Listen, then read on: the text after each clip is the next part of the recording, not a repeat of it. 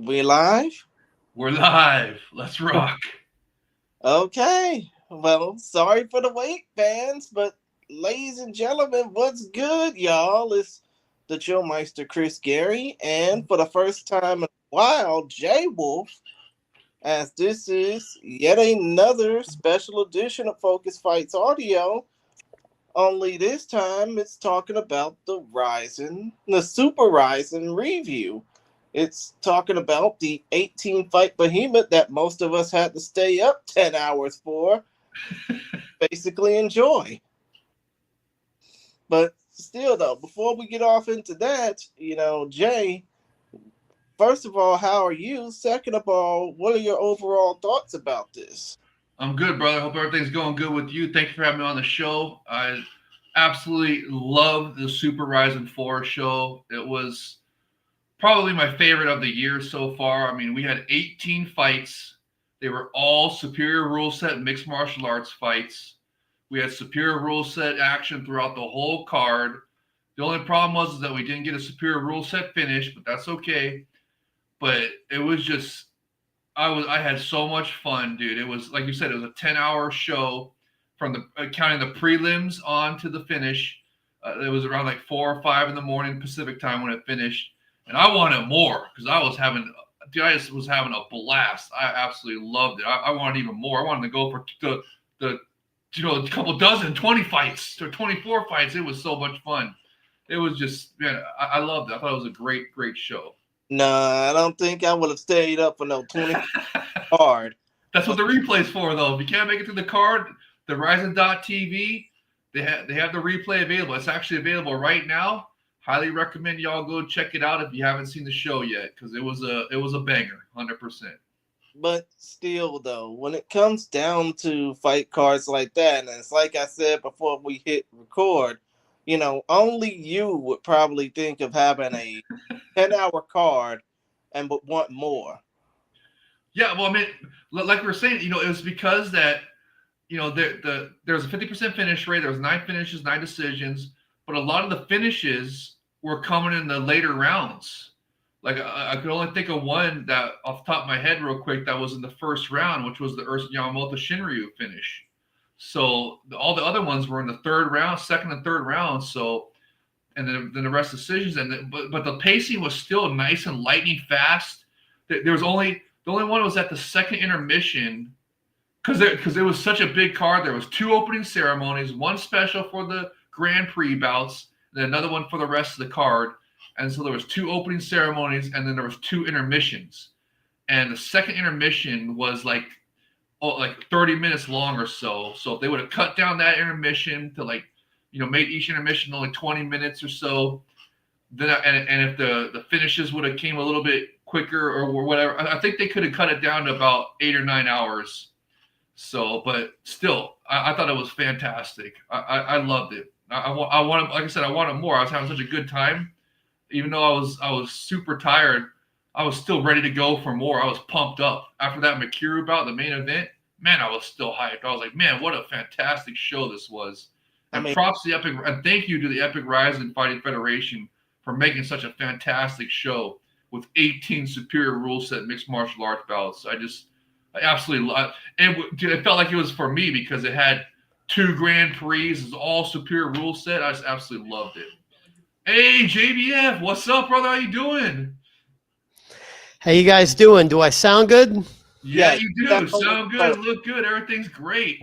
Man, you clean. Hey, JBF, he also got to give him a shout out for the Epic Ryzen Fighting Federation Fantasy League in the Epic Ryzen FF Fans Discord that JBF made, and it is so much freaking fun. JBF, you stole Gazamata from me in this Yeah, draft. How did you know to bid one more dollar? You cheated that's the somehow. that's the beauty of a secret bid. You got to think real hard of like who you want and how you're gonna bid. So, what's up, Jay Krish? Nothing much, JBF. I mean, I just hope that you're doing well after that 10-hour behemoth. Well, unlike you youngsters, I did not stay up all night watching the card, but I did catch up with the whole card the next day and a little bit into the day after. And uh, I asked about my sound because I'm a professional podcaster now. I've got a microphone on a boom arm here, Nice. so hopefully, So, this is the first time I'm using it since I reinstalled my operating system this week. no, So, it sounds good. You're nice and crystal clear and everything. all So right. I got a question for you about the replay. Are they still doing the thing where when you play it back they mute some of the music, like the walkout music and stuff like that? Or is everything unmuted? I couldn't tell you, Jay Wolf. Oh, okay. Okay, so they had all like the VTRs and all the walkouts, they had all the music playing. There was no like time periods of time where it was muted. I saw everything. Cool. Okay, cool. Because we should point out that they did just revamp the Ryzen.TV platform, the website, and now it runs much smoother. It looks fantastic. For me, it was because I have a good internet though, but it was fantastic the whole time. No skipping, no like changing the resolutions or whatever of the screen, and they got rid of that stupid verdict logo. That was in the corner previously, and there was no Fight Matrix logos that would pop up randomly throughout this stream. So I thought it was a pretty cool revamp, and that's good to know that they don't mute the walkout music or VTR music before like they were doing before. So that's cool. I see. And Andrew is trying to join us, but he's busy doing his own thing, but still. Before we get to talking about the business end of this fight card, JBF, I just want to basically ask, with this fight being as long as it was, with this fight card being as long as it was, 18 fights over the course of nearly 10 hours, what fights would you have wanted to get rid of off of this card? Oh, he'll never say it. I already know which ones should be, but he won't say it. The girl fights. Come on. No. I like the female fights. I wouldn't get rid of anything. I mean, I think that they have too many fights, but I don't feel like I would go back in a time machine and make any of them go away. For one, there weren't any like kickboxing fights. There weren't any special rules bouts or anything sort of outside the norm like that. They were all professional fights, and it was a super Ryzen card, not a regular Ryzen card. So I just know that I'm not staying up all night, so it doesn't matter. I watched 5-6 fights, took a break, then watched a few more after I ate lunch, and I just got through it that way. Nice. Basically, it's best to watch in sessions rather than just watch the whole thing through. That's the thing that basically forced me to stay up all through the night, and now I'm having to, force myself to get up at 6 p.m. just to basically do this podcast. Yeah, it's rough to stay up all night. I mean, I remember doing it years ago during some of those Grand Prix, like the one that King Mo won with the wrestling shoes on, however many years ago that was. And that was about it's after a certain point, it becomes torture, in my opinion. So I'm like, I'm supposed to be enjoying these fights, not like, grinding my teeth, hoping that they get this over with. So, Well, how was that? How do you think the experience was of watching the replay instead of staying up all night? Was it much more enjoyable for you to watch the replay? I mean, you avoided spoilers and everything, so I think it would have been a cool experience to just watch the replay instead, right? Yeah, I avoided spoilers. It's easy, unless you go check some of the MMA news sites, and they don't all have a lot of Ryzen updates. Most of them do, but it was easy to avoid. So they don't really cover Ryzen on a regular basis, unlike myself and Andrew Benjamin, who's trying to get his headphones set up. Yeah, if you want to get Ryzen news, go to these specialty sources that are going to discuss Japanese MMA. What one or two little articles they put on the major news sites, that's fine, but it's not going to be the thing that hardcore fans who watch every card like us are going to go for. Right, right. And one more thing before we get down to jotting down this card from main event on down, and Furuhata Furuhata Takahashi is basically saying recent more numbers of fights in one event. The reasons to get more audiences related to each fighter. Yeah, well, we love it. And thank you for turning in, Furuhata Takashi. Thank you again for, because he was watching the We Are Rising podcast, and now he's watching the Focus Fights show. And thank you for tuning in, Furuhata. Appreciate you. And that info, according to Furuhata, is according to Deep CEO Shiruseki. Well, hey Furuhata, tell the Deep CEO that it's working. Mission accomplished. Keep doing these 15 plus fight cards for us. I absolutely love them. Or still, though, now that we're basically done putting over all this, well, actually, no. One more thing I want to ask. Oh, and Takashi is basically saying, "Yeah, I enjoy with you guys." Well, domo arigatou gozaimasu. Thank you, brother. We enjoy you watching with us as well. Love answering your questions and seeing your comments. Yeah, but still, though, one more thing before we talk about this entire fucking card as is. But when it comes down to it, I mean, what was? I mean, damn it, what am I trying to ask? Do you think that the whole atmosphere of 50,000 people inside of Saitama Super Arena kind of make y'all wish that this event really set themselves apart from the rest of the pack when it comes down to fight shows? Because there was a UFC show earlier that day in Abu Dhabi that was like the drizzling shits. Yeah, of course it set him apart. And hey, when you ask a question, you gotta throw it to one of us. Okay, Jay. No, wait, actually, JBF, you go first.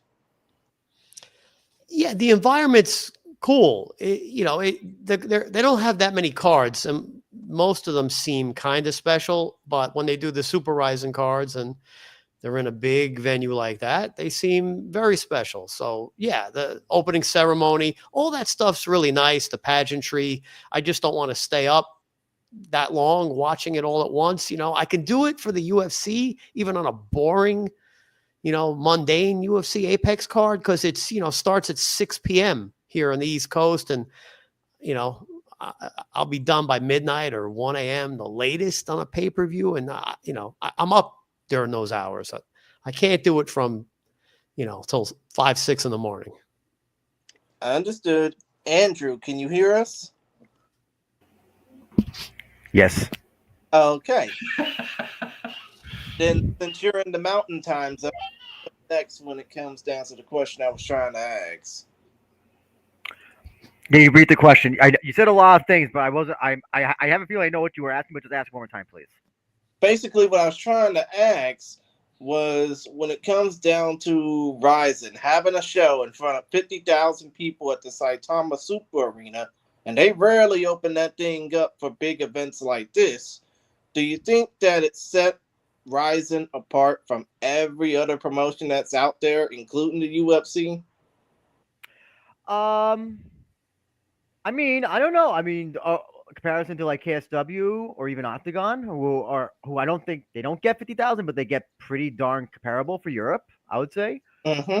in terms of Ryzen in Japan. Yeah, obviously they're the only ones in doing Japan. We're not counting one. One's not getting maybe 50,000 free fans are getting in there, but not 50,000 paid. Yeah, 50,000 Uh, tickets. so I mean, yeah. Well, the other thing that what sets the Ryzen stuff apart is just it's not how much they're drawing, but also how they're producing the shows. There was a time right when the pandemic hit. Well, actually, I'll say right when Fuji TV they got kicked off Fuji TV, where there was a noticeable decline in walkouts, and I'll never forget when Jay Wolf's even agreeing. There was a notable decline. Like it felt really weird. Like there was like none of this, but they've been making money in ticket sales, pay per view sales, approximately around 450 people were watching on Ryzen.tv. So they're making money and they're putting that money, sponsor money as well. They're putting it towards, the thing that's opening like this, the screens, all that stuff. So yeah, I think the other thing also is just like the fact that what's interesting is that they kind of did the GP and the stuff after GP is almost two separate shows. Yeah. They did have the separate introductions, which I thought was. I don't know if they've done that in the past. I can't recall them doing that in No. the past, which I thought I thought that was interesting. I'm not gonna say it was good or bad, but I just thought it was an interesting thing to do to kind of like, okay, the GP fights are going to be different. Well, obviously because they're GP, but just also you're going to get something different than just regular MMA. So this is part one, and this is what we're going to give you, and this is part two. I think it gave extra importance to the GP and to the matches right after by doing that actually. Hmm. And Jay Wolf, I see you agreeing with Andrew. Yeah. Oh, 100% agreed. And to answer your question right off the bat, yes, it feels special, and it feels more special than a UFC event. And I would argue more, even though the Europe promotions get comparable numbers like KSW and Octagon, them get 20, 30,000 people. This one still feels even more special because of all the extra pageantry and everything. But I was gonna say that these opening ceremonies, it weren't as good as the Otoko Matsuri, the men's festival, the previous Epic Rising, or two ago, because the previous one was Landmark 11, and the one before that was Otoko Matsuri, the men's festival, where Baragoat, Sakaki Bara-san, the Rose Goat, CEO of Epic Rising, he was out there in the Fundoshi, and just, man, it was just, that one was fantastic. That one gave me goosebumps, bro. I was doing the rock with goosebumps for that Otoko Matsuri opening ceremony. That one was incredible. This one was cool. I like how they, like Drew was saying, after they left Fuji TV, they stopped, kind of doing the pageantry of the walkouts and the opening ceremonies. They weren't really having like pyrotechnics. I apologize for interrupting. I'll just say they were not doing it. They were only doing it for the New Year's Eve show. It seemed like the New Year's Eve shows were always the exception, but like when they were doing, even the Super Rising shows were not like when they did it in 2022, 2023. They didn't have that same feeling. I just wanted to. You're right. Remember how I was complaining that there wasn't any pyrotechnics being used for the opening ceremonies? I was like, what happened to the what happened to my fireworks? Where's the fireworks and stuff? They were just doing light shows. But now it seems like that's coming back. Like you guys are saying, also they're having those big screens in the background, so they're obviously using some of that money on production that they're making. So I like it. But Yaman's walkout, he usually comes. I don't know if they're helping out the fighters with their walkout or they make the fighters fund their own walkouts, because Yaman usually comes out with a bunch of like Vegas showgirls and stuff, right? He didn't do that this time, even though it was for a big tentpole event like Super Rising. So, if that'd be my next question to be: do they help the fighters fund their walkouts to make them more elaborate with the pageantry and stuff of the individual fighters' walkouts? And if not, maybe they should, because I actually really miss those a lot. Like the big, probably the best ones they had, the most recent ones, had to go all the way back to the Rising versus Bellator New Year's Eve special, right? We had Juan Archuleta walking out as the Jaguar Warrior, Aztec Warrior, and AJ McKee walking out as the Black Samurai, the Afro Samurai Warrior, and all those were really cool. And Spike Carlisle, like remember we were thinking Spike Carlisle because he used to always do anime, with the big old sword and stuff, and he'd always go all out for his walkouts, and then he started trying to get down to business to get back in the win column, right? And he wasn't even doing the big pageantry walkouts. So I think they should get back. If they don't help the individual fighters, and if that's why they're not having the individual like pageantry walkouts anymore, maybe they should. Maybe they should spend some of that money to help the individual fighters have the elaborate walkouts again. But everything else is fantastic. I love, like Drew was saying about the two opening ceremonies. That was the first time they did that this time, and I love it. I thought it was fantastic. It made it feel like you guys are saying, made it feel like there was two different cards. Each one was like a different special in its own way. The GP card and then the Super Rising card afterwards. It was all part of the Super Rising 4 event, big temple event. Just Man, it was nice. Well, Takashi Furuhara is saying there are two patterns for fancy walkouts. Some cases the athletes pay all, some rise and pay all. Okay, okay, so that's probably what it was. I bet you since this one, they yeah, okay. So it says sometimes Ryzen pays and sometimes they don't. I bet you this one Ryzen didn't pay because they went all out on the other production for like the screens and the two opening ceremonies with the pyrotechnics, all that, and probably that's why they didn't pay for the individual fighters walkouts this time. Maybe they will for New Year's Eve. So we'll have to see. We'll have to see how it goes. But still, though, I'm ready to basically notch down on this card. If y'all want to basically talk about, you know, if y'all want to basically talk about some fights, I'm ready to go. Well, But let's do it. Let's do it. Can we? What are we starting off with? so we normally go from main event on down, or at least that's the format I've adopted from Andrew, going from the main event on down. But in this case, considering the fact that this show was so damn big that basically, you need to watch the shit in sessions. I mean, I just basically want to start off with the Flyweight Grand Prix. And of course, I mean, no, I'm not going to start off by talking about the prelims, even though those fights were interesting. They all were interesting in their own way. And I'm not going to waste my time talking about them now. We'll save that for the best of the rest. But still, though, when it comes down to the Flyweight Grand Prix, Yuki Motoya defeated Hiroya Kondo via unanimous decision. Hiromasa Gikubo defeated who probably should have been the favorite of this tournament, the dark horse of this tournament, Jose Shorty Torres via unanimous decision.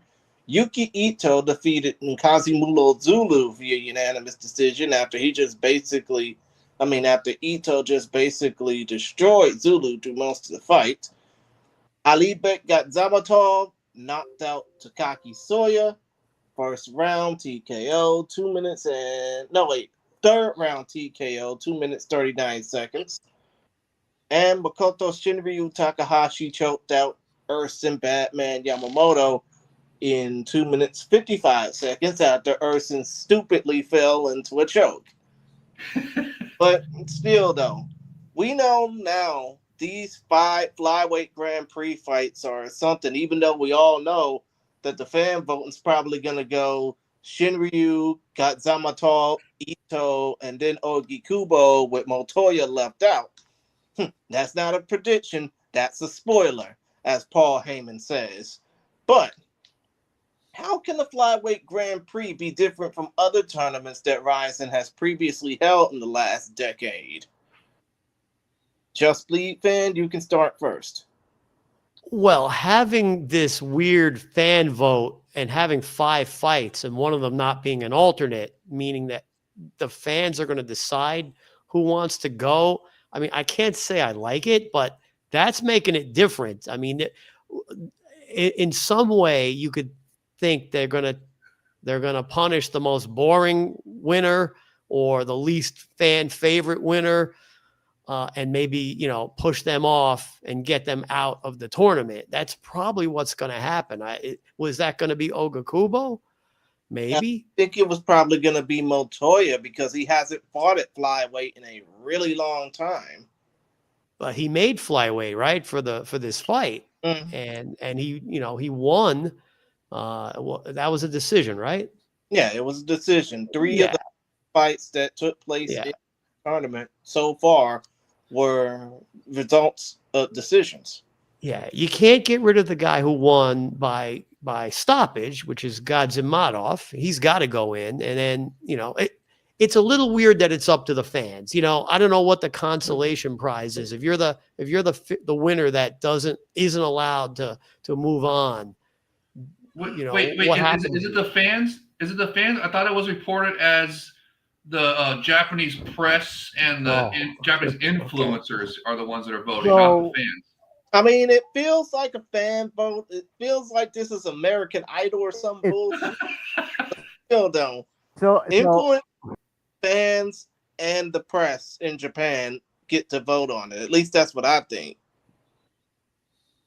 Drew. I've heard nothing about fans voting. I've only heard this is what Shu said, and I trust what Shu says. He said it's supposed to be influencers and reporters. So maybe then again, I don't, like I said on my show yesterday. I don't even know if they even know what they're doing with this. It was something that they thought, and maybe it sounded good in theory, but then when they really thought about it, it's like, no, this kind of we're kind of like, yeah, they're kind of regretting it almost. So I don't even know if they even have a fully fleshed out plan. Hopefully, that the press conference tonight will find out. But I don't think they even said that they're just talking about Rise of 51 fights. I don't think there was any announcement about the actual GP thing. But Oh, that was who my the hell next knows? question. Is that going to be tonight? Are they going to do? There's a presser tonight on YouTube as of this recording and it's only for Verizon 51.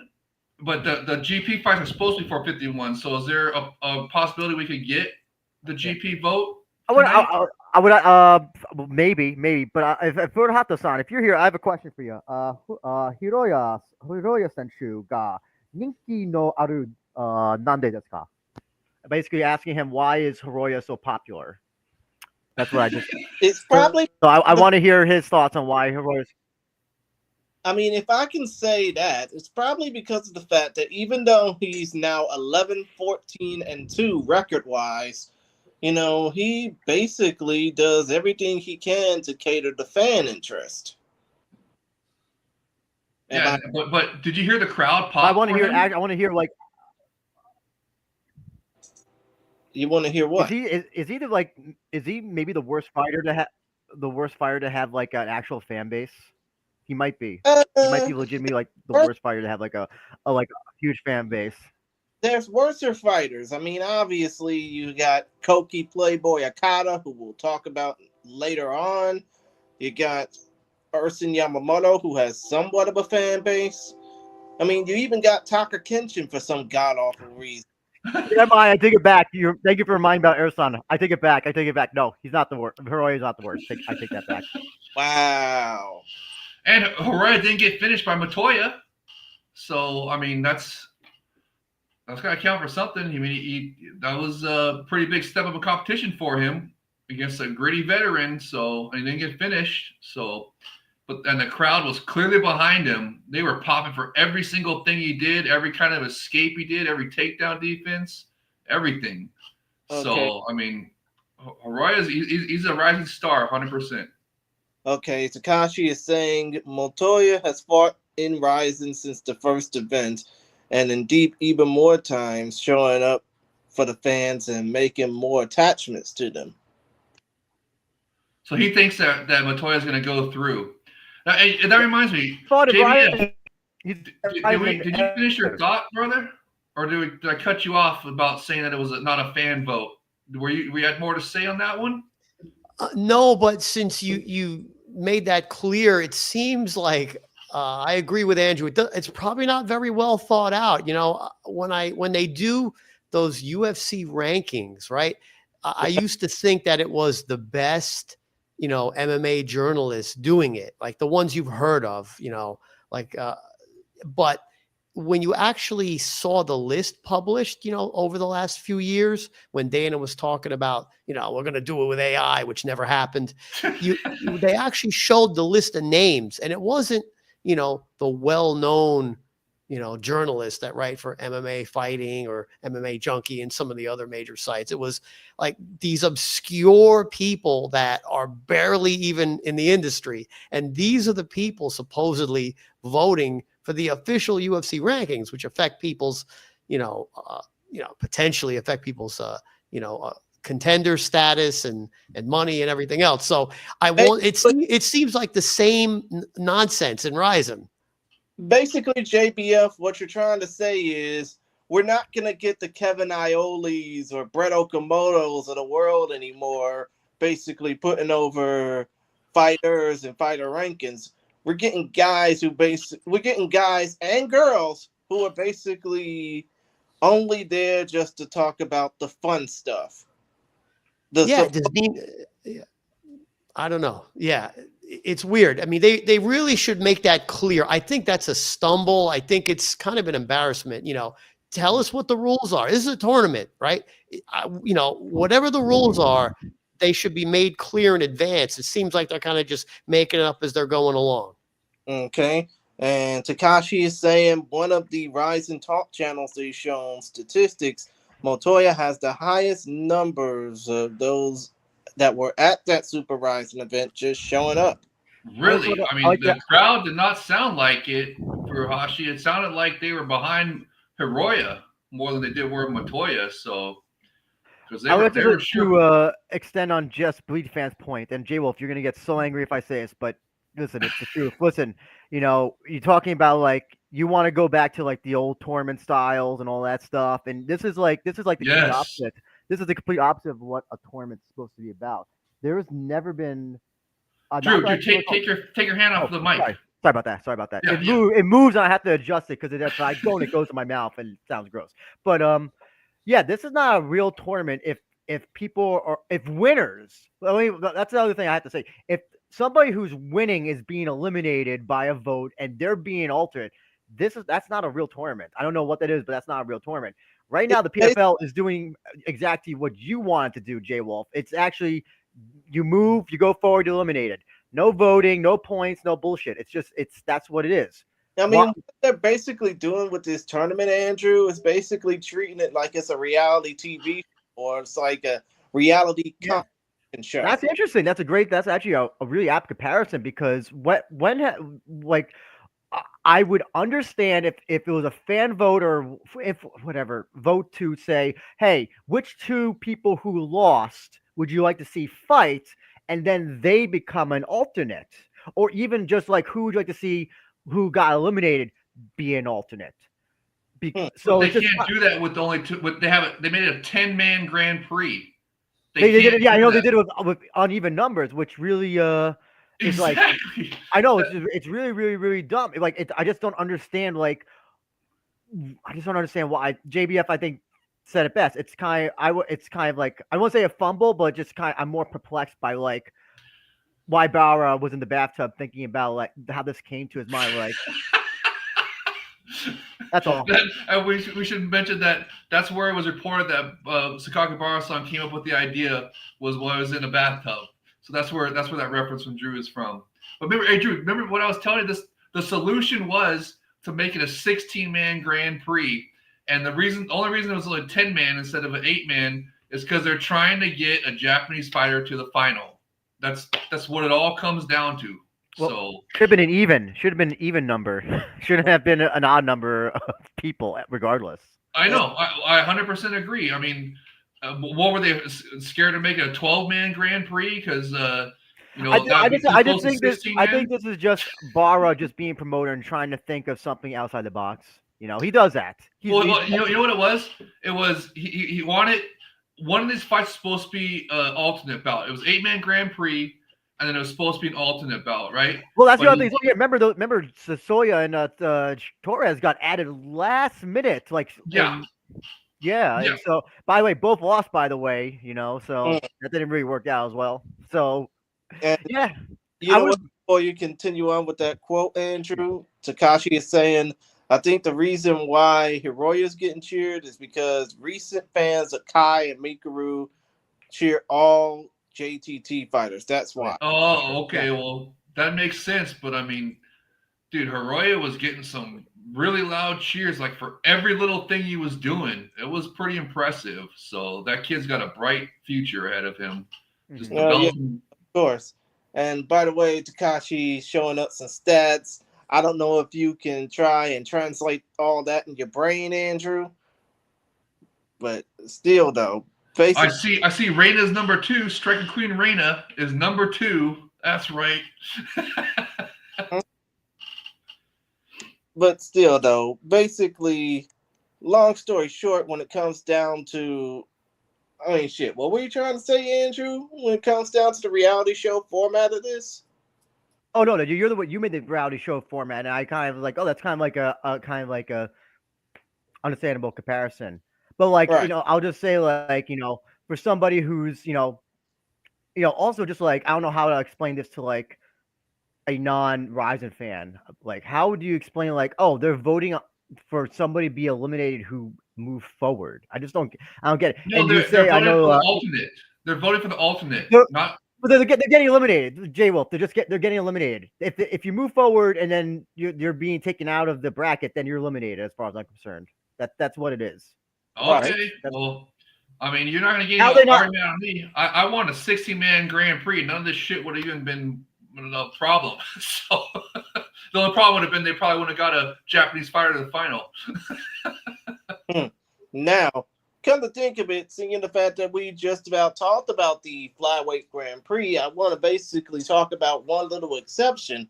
When it comes down to Jose Shorty Torres, he said both, on on Instagram stories and in front of the press after the fight that this was his last contracted rising fight on his deal, and I don't know if Brave CF is going to want to get him back, but you know, is what am I trying to say? Do you think Should we that? bring him back? That's Huh? what you're trying to say? Yeah, bring him back because the Japanese fans love him, and I've seen on his Instagram stories that he just loves the Japanese culture. Yeah, and he made weight, so on short notice. So definitely, I would definitely bring him back. And I was thinking, That I mean, we don't even know if whoever they're going to vote for the alternate is going to have to fight again. So if they're gonna if they're whoever's voting as the alternate, they should have to fight again, and they should bring Shorty Torres back to fight the alternate, whoever's voted as the alternate, because he had the closest match with Oji Kubo. Yeah, but still though, when it comes down to Jose Shorty Torres, aside from the fact that he had to basically trim down 40 pounds just to be a part of this event on short notice, I wouldn't wish that on my worst enemy, let alone myself. I'm 170 pounds myself. I would probably, God forbid, pass out just to basically trim down to 130. But still, though, when it comes down to Torres, and I wouldn't say the same for the other two Gaijin that were part of this tournament in Gatzamatov and Zulu, but especially the fact that he had to come into this fight card on short notice. Do you think that we're not getting the best Shorty Torres has to offer out of himself? Who's it go to? Gotta tell us. JBF, you first. Yeah, it was a reasonably competitive fight. I agree with the decision. Ogakubo won. I think Torres. I watched him at the beginning of his career, and he's good, but I don't know. Lately, it just seems like he. I have a hard time seeing him getting a lot more good wins against tough competition like Ogakubo. So, yeah, bring him back if the fans like him and the promotion likes him. We'll see who they match him up with. He's eliminated, so he's out of this whole equation. We'll see what happens with Ogi Kubo moving forward. Okay, Andrew. So I think probably Brave FC is gonna wind up using him for something. Did he fight? Did he fight for the title Brave FC yet? I don't think he has. But that's probably He fought in a three-fight trilogy against Nkosi Undabele. He was the inaugural Brave Sia Bantamweight champion. bantamweight. Okay. My guess is that Brave FC is gonna probably try to do him versus Mokayev. Probably. That's probably, and I think that's what he'll probably wind up doing next. That's Ryzen. Um, I see. Yeah, bring him back for something. I don't know who you put up against. He already beat Shinryu. He's not going to beat Ogi Kubo. He was gunning for that Kyoji fight after he beat Shinryu. He talked about trying to talk up that fight, but that obviously won't happen now. I mean, Ogi Kubo probably, I would say, probably beats. I'm trying to think. Well, the I think he maybe would the one maybe one fighter he maybe wouldn't beat is maybe Matoya, but I could see him handily beating everybody else. Well, next an alley back, I could see him not beating everybody else probably. So I don't know, but I think that Brave FC is going to probably put him in something next, most likely. I see. And Jay Wolf, I know you're chomping at the bit to talk about this. You know, I love my American fighters. And of course, I want them back. There's a rematch with Shinryu that's got to happen because he beat Shinryu in a close decision.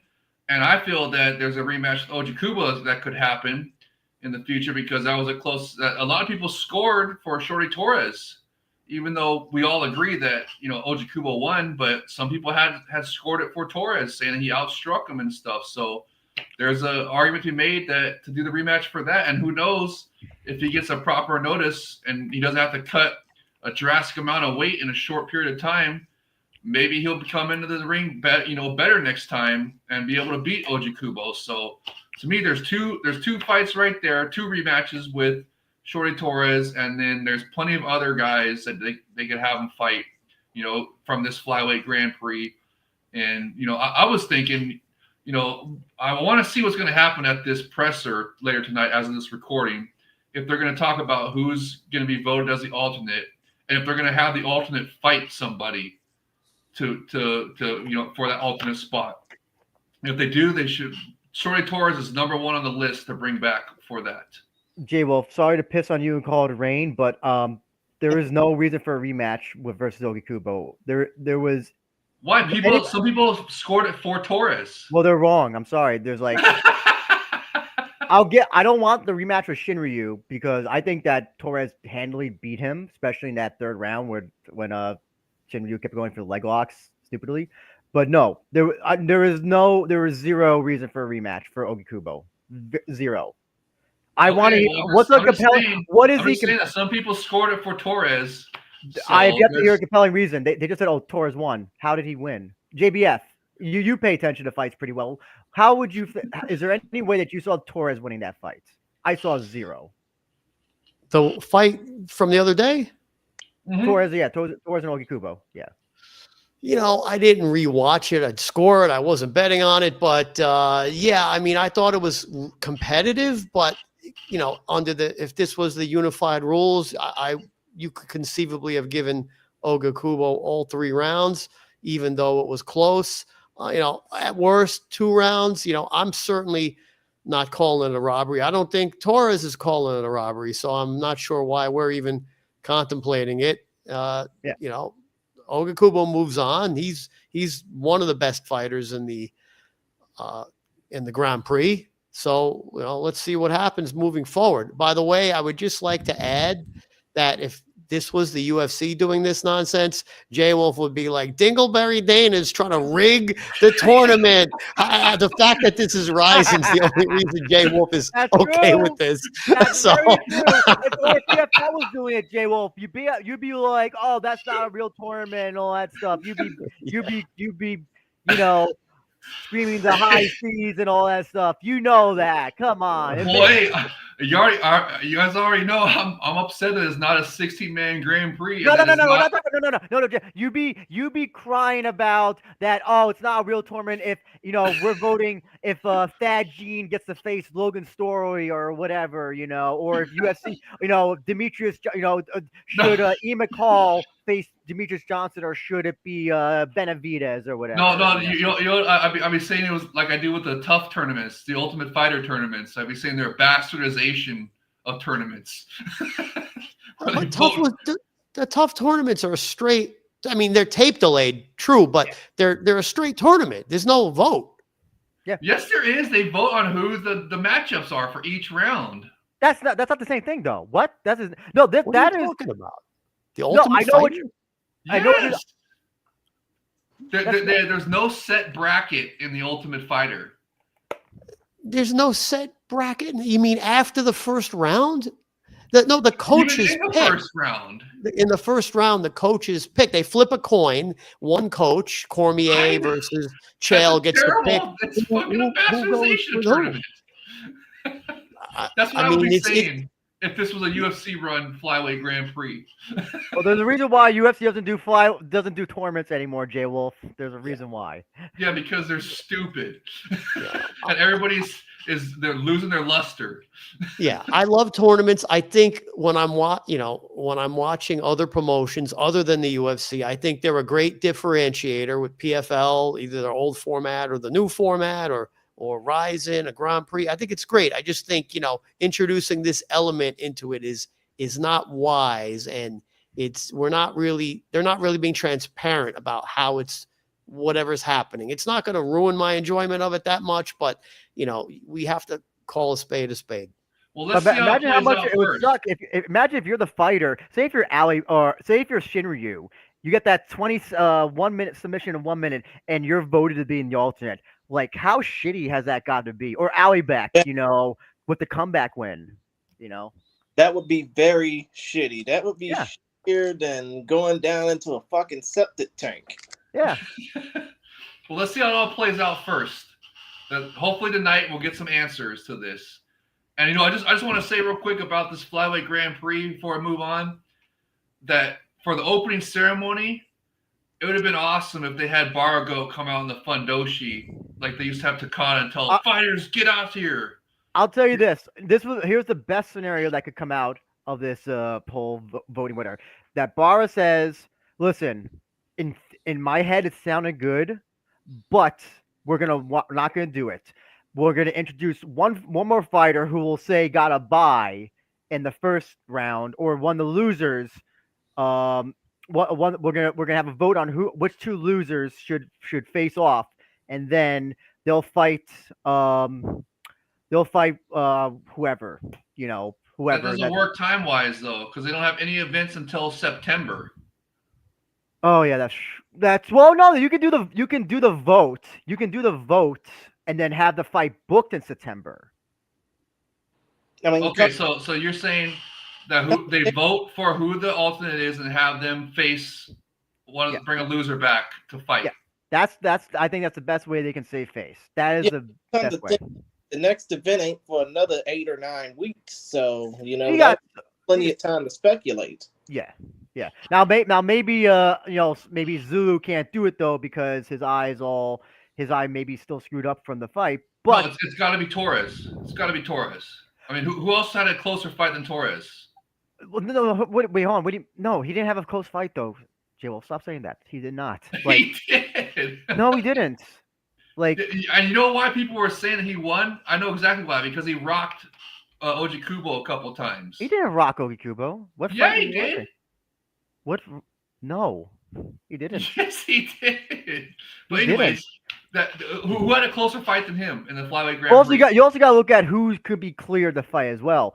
I hate to say this, but Ursan could be one of them because he didn't last that long. So he could possibly Soya is not going to probably can't make it because he's going to probably still be banged up. Hiroya. Well, this is your opportunity to bring back Hiroya. Well, that's the thing. Hiroya he looked like he healed pretty fast. Did you see the video he did with Barra today? Yeah.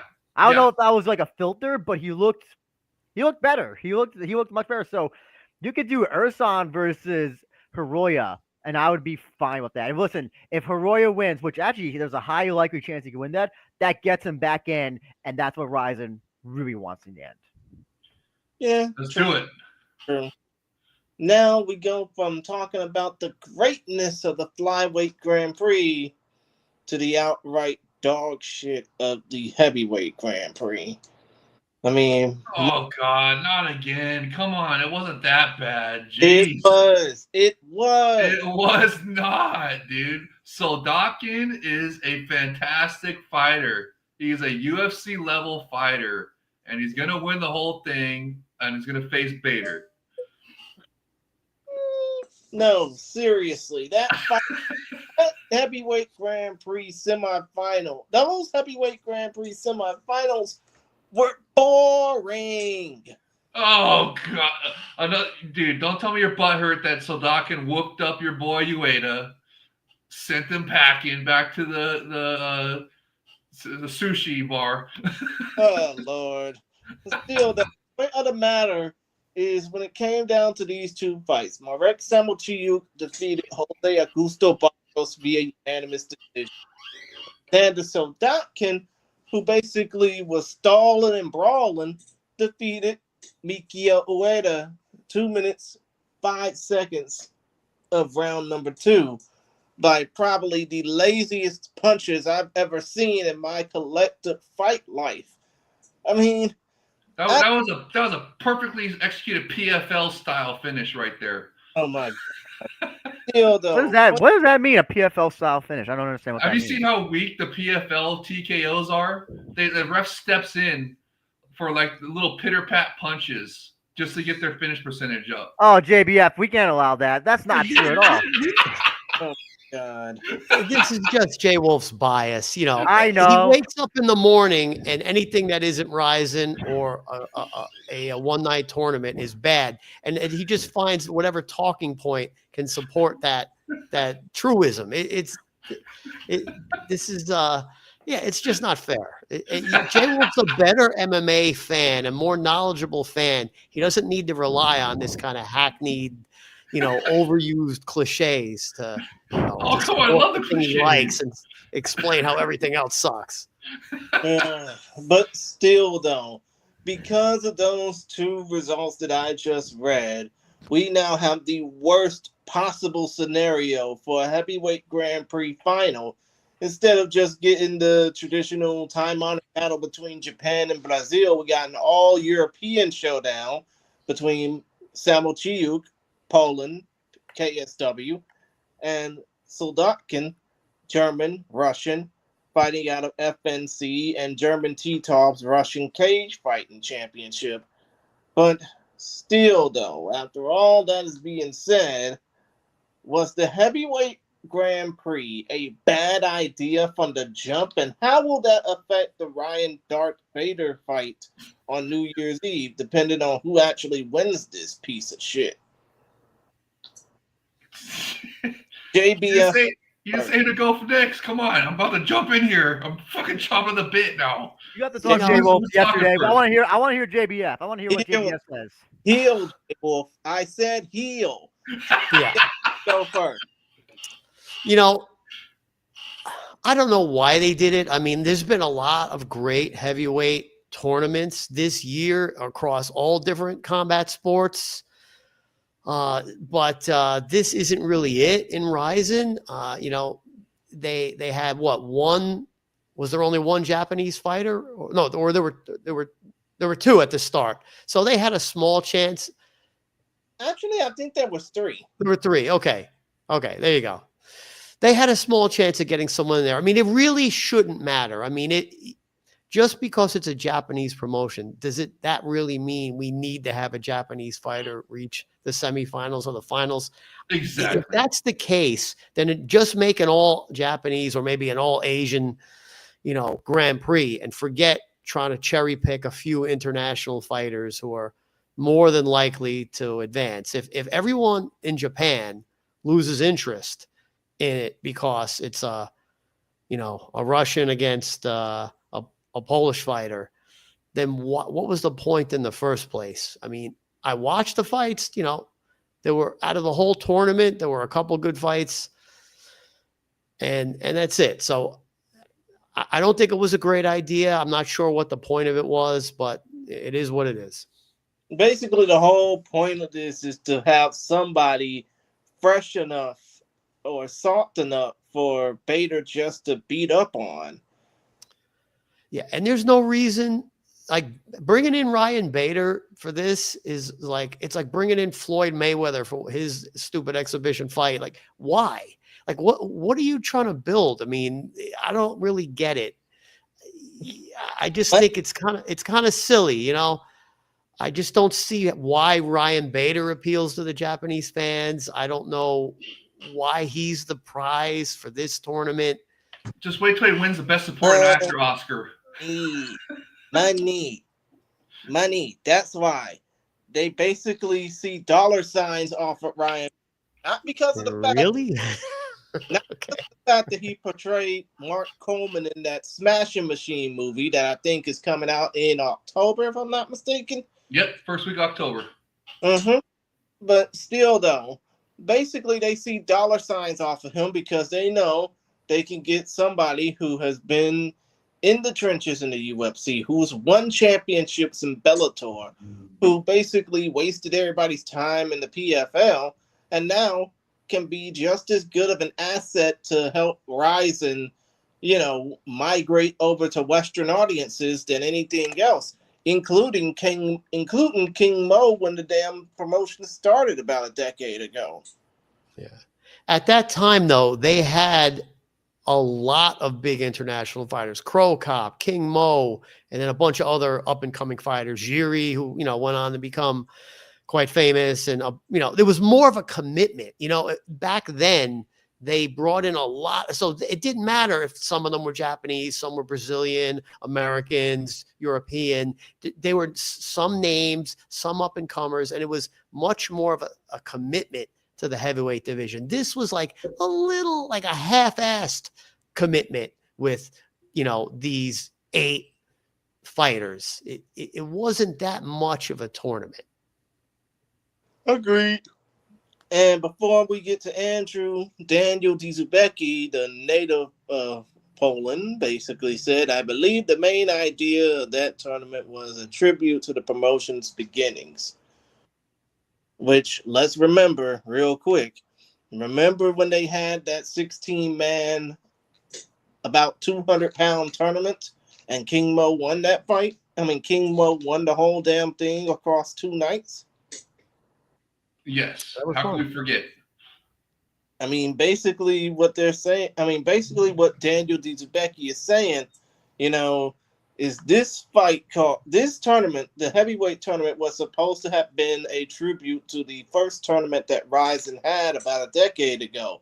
But I can tell you right now that the heavyweight Grand Prix or light heavyweight Grand Prix that took place 10 years ago, that was just done off of what seemed like a cocktail napkin and some dreams, was a hell of a lot better than whatever this is now. Because it's like this fight, I mean, the tournament final is not gonna be good. I'm just gonna say that right off the bat. And when it comes down to the prize at the end, who wants to get beat up by Ryan Bader? I mean, I'm just basically asking straight up. Nobody wants to fight Ryan Bader, not because he's old, but because of the fact that when it comes down to a Ryan Bader fight, you're either going to get one or two results. You're either going to get Ryan Bader steamrolling to his opponents, or you're going to get a 20-minute or a 15-minute boring ass fight that nobody paid to see. That would be much better in the deepest, darkest throes of cable TV. Like, is that basically all I'm saying? Who want to talk? Do I get to talk yet? Andrew, you can go ahead and talk. Oh, Well, Daniel brings up an interesting point. I just like to, sorry, I like to address about this being a tribute to the promotion's beginnings. I'm sure that's maybe what they had in mind, but certainly I think JBF said it best. It definitely does. The effort was not put in there at all. Um, going That back to the whole, good as the execution is what you're trying to say. and if you just even look at like who was in the original tournament, like Jiri, King Mo, I believe Carl Albrechtsen was also. I think he was also in it. I believe. Um, Nemkov. Nemkov as well. So if you just Relative look, Toshi Ishii. yeah. Naruto. So when you look at that tournament, it's just you had familiar veteran names in there. Still people who are not King Mo. I would say he's still great at the time, still high level fire at the time. And then you had up and coming people who, when you look them up, you're like, oh, this guy is only this Jiri guy's finished everybody he's fought ever. And then Nemkov, this guy's a Fedor guy, or Ishii, this is the famous judo guy who never finishes anybody, that sort of thing. You had a whole variety of talent in there from different walks of life, different styles, different ages, all that stuff. But for this one, and this, going to JBF's point about the, needing a Japanese person, it's because one of the things that Ryzen kind of pivoted from that tournament, from that era, from that type of, I guess, book type of promotion, is that they want to showcase the strength of Japanese martial arts, and you do that with Japanese fighters. Problem with heavyweight is none of them are that good. Unfortunately, they have a ceiling, and the ceiling is very low. And I can tell you right now, whoever faces Bader in that match that is the bathroom bake match that everybody will be going to the bathroom, just like they did for Samo Chook and Augusto for this show. And Bader's not drawing. I'll say this: Bader did get the when that announcement that he was going to be the the final boss, I guess we could say. It did get notice here, especially from places that usually don't cover Ryzen. So I can't deny that. But let's be honest, Bader does not have a very positive uh Track record. reception among American fans. And listen, when DC is saying, "Give me the easiest fight in the world, give me Ryan Bader." Listen, that's how most fans now know or remember Ryan Bader as the guy that DC said would be the easiest fight in heavyweight or light heavyweight. I forgot which one. And then the kind of mid fights that he had in Bellator as well against Machida, Davis, and other people. And yeah, I'll say this though: at heavyweight in Bellator, he did show his best stuff. I think, finishing Fedor twice. That's a high mark.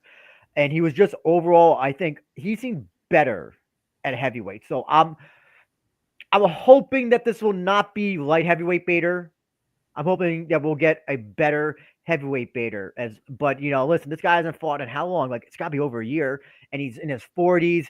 Comes from the wrestling background, so listen, those wrestlers start breaking down by like 35 once they start when they're like training in middle school and high school. Yeah, on service right now, it's not looking good for heavyweight, unfortunately. Maybe they could try again next year. I mean, come to think of it, you are right. Bader has not fought in over a year. He has. I mean, by the time this fight happens on New Year's Eve, it would be close to 2 and 3/4 year. No, it would be close to a year and 10 months since he last fought. And by the way, Daniel was saying that a lot of people in Poland who are following MMA are only interested in this tournament.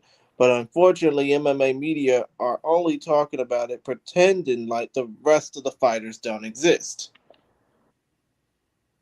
Or like the rest of the promotion don't exist, I think is what Daniel was saying. But still, though, it's like they only got their eyes on this tournament, nothing else.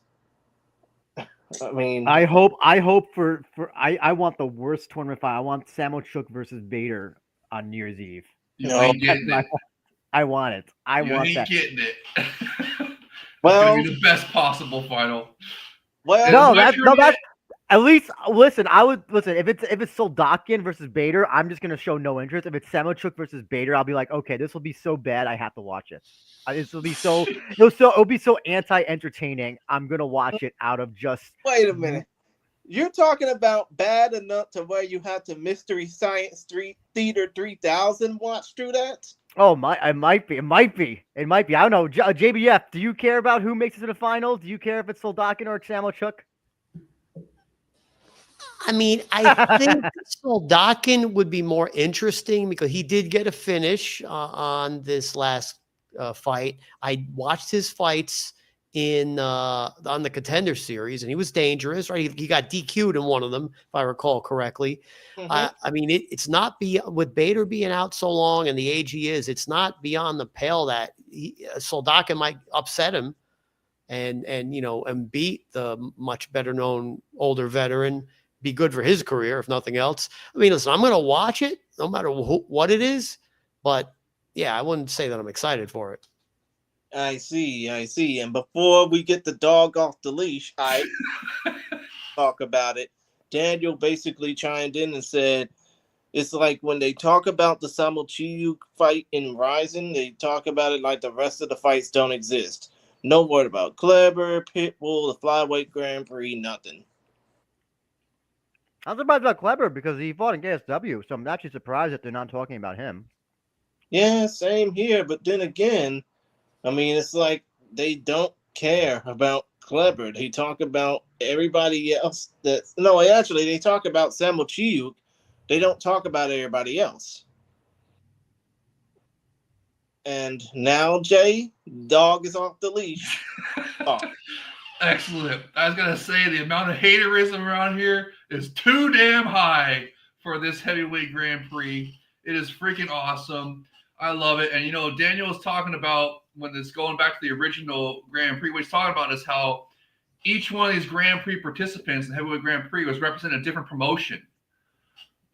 Marek Samachuk was representing KSW in Poland. He had the KSW shorts on. Augusto was representing LFA.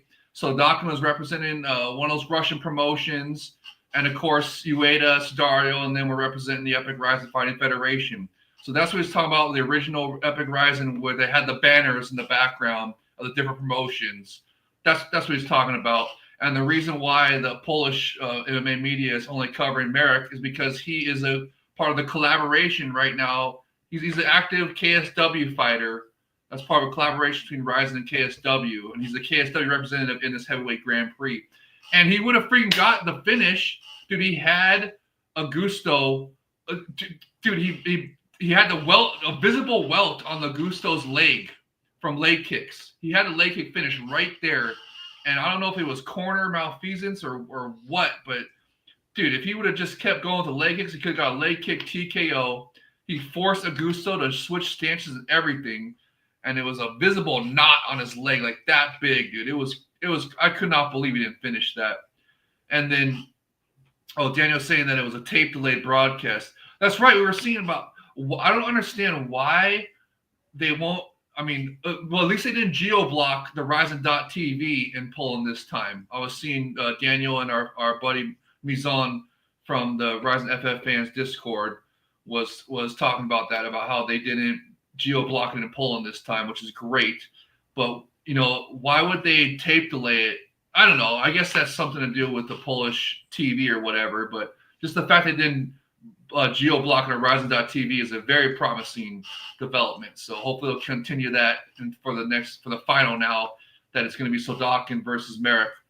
And, Sodakin is a way better fighter than y'all are giving him credit for. He was winning those. That Dana White Contender Series bout that he got DQ'd for was for an illegal knee that should, was obviously legal in Ryzen. And he was winning that bout up until then. So he's a way better fighter. And what Daniel's saying, that Ryzen TV took off the geo-blocking last minute. Okay, so that means they responded to seeing that the I believe it's called Canal TV in Poland was going to tape delay the show. So they took off the geo-blocking on Ryzen.tv so that the Polish fans could watch live. So that's pretty cool. Hopefully they do that for the future. But anyways, getting back to the heavyweight Grand Prix, dude, it was better. It's way better than the trendy thing right now is the dump on heavyweight. But it was, dude, it's way better than y'all are making it out to. And like I said, Marek, he could have had a leg kick TKO finish, but he kind of played it safe there to make sure he was going to advance to the final. And, that's another thing I always say about the one-night Grand Prix finals, where they have the semifinals and finals same night. You don't get that type of shit where they're fighting to win, just trying to get the decision. They want to go out there. He would have probably had more urgency to get the finish so he can move on to the final with taking less damage and less ring time. So, but wait, what's Daniel saying? He's saying, the commentators for the Polish broadcast were awful. Yeah, it's because they didn't have you on there, Daniel. That's why. They tell the Canal people to get off their ass and hire Daniel to do the Polish broadcasting. But anyways, getting back to this. Yeah, if it was a one-night Grand Prix final traditional style, Almighty Pride FC style, like it should have been, then I bet you Marek would have gone for the finish and got the late TKO finish. And then, you get out of there quicker. That's part of the reason why you make them one-night Grand Prix finals, because it encourages fighters to fight for the finish. But anyways, Marek looked good. It's just everything but the finish, and but Sodakin is the star of this tournament, okay? And this final is going to be a World War II rematch between Poland and Germany. It's going to be freaking awesome. I knew that was going to get you, Jay Krish. But Sodakin is a great fighter. Like I was saying, he's UFC level, and he's supposed to be in the UFC right now. But they've messed up by, because of the stupid illegal knee. And he looked fantastic this entire tournament. He just took out the strongest Japanese heavyweight, Ueda, by finishing him. And this final is going to be really good. I'm really excited for it. And he has, like JBF was saying, he's got a good chance of beating Ryan Bader because Soldakin's a very well-rounded heavyweight. And you're talking about why do they bring in Ryan Bader? Just, besides the press he's getting here that even Andrew can't deny, dude, he's also, like you were saying, he's going to be part of a movie, The Smashing Machine, playing Mark Coleman. What if that gets any kind of Oscar recognition? And then also, he's still ranked on Fight Matrix right now. And everybody freaking loves Fight Matrix for some reason. And he's still a highly ranked heavyweight in Fight Matrix. So Dakin beats him. He's going to be a ranked heavyweight in Fight Matrix and help his ranking. And also, that will, they're doing the Ryzen World Series events, right? Now they have a guy that they can do a Epic Ryzen Europe World Series event for. So, I mean, I just see all this stuff as and ask another reason why they do heavyweights, because everybody freaking loves heavyweights, even though that's a trendy thing to dump on them now. Everybody loves heavyweights across the world. So that's just, and I don't know. It just, I think it's freaking awesome. I'm super hyped for this. This is like a bonus final for me because to me, the final they were trying to build into was Ueda. Yeah, sorry to say, but heavyweights have been this has been the least interesting era for. Well, okay, so they don't got no superstars like Fader or Krokop or whatever. But so what? They're building into them. This is how they build into them. They're look. This Ueda and wait. Will you be saying that? Will you be saying that when Soldakin goes to UFC in about a half year from now?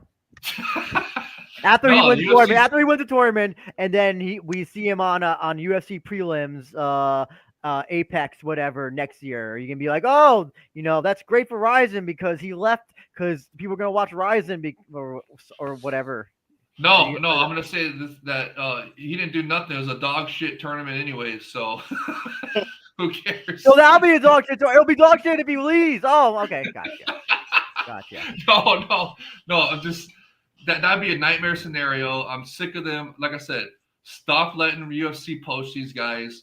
The UFC luster's wearing off. There's, I mean, dude, just. You can already you're making money now where you got the production level, you're getting these big screens, everything is going up. You start keeping these fighters and preventing them from going to the UFC. Stop letting them get poached. And so Dakin is a prime example, and I think they will, because to me, I feel like they're with that investment in Bader, it feels like they're really investing in the heavyweight division. And there was a free agent now from Slovakia that just today was announced. That was a number 12 UFC heavyweight. Uday was released, and it'd be interesting to see if the Epic Ryzen moves on him real quickly. That'll be a real tell about how serious they are about the heavyweight division. Are you about Boudet, Martin Boudet? Is that who you're talking about? What I say, Uday? Yeah, Boudet. You know that he got cut because he in his 7. I think he was 7-1, but in all of his wins for UFC, he didn't get one finish. No, he did. He only got one finish. He got one finish. Okay, my apologies. But in the rest of it, that UFC usually re-signs people. It's so rare for them to not re-sign you, but they're like, okay, this guy is so boring. We're not gonna re-sign this guy, and he's a heavyweight. They are signing the worst heavyweights right now, and they're like, okay. You know what? We're not even gonna keep you around just in case we need a body for Tom Aspinall or something. Well, whatever. That'll make him cheaper. So sign him up. The point of the matter you're trying to make, Andrew, is the fact that the dude won back-to-back decisions after getting knocked out. No. Because what happened was that he would just hold guys against the cage. That's what he did with Buchecha in this latest fight. And Buchecha, I know he took the fight on late notice, but Buchecha is maybe the second best heavyweight jiu-jitsu guy in the world. I don't know. I want to ask JBF. I feel like JBF is not getting his say. I want to ask him, is heavyweight probably the least interesting it's been, like, across the board for as long as you've been watching?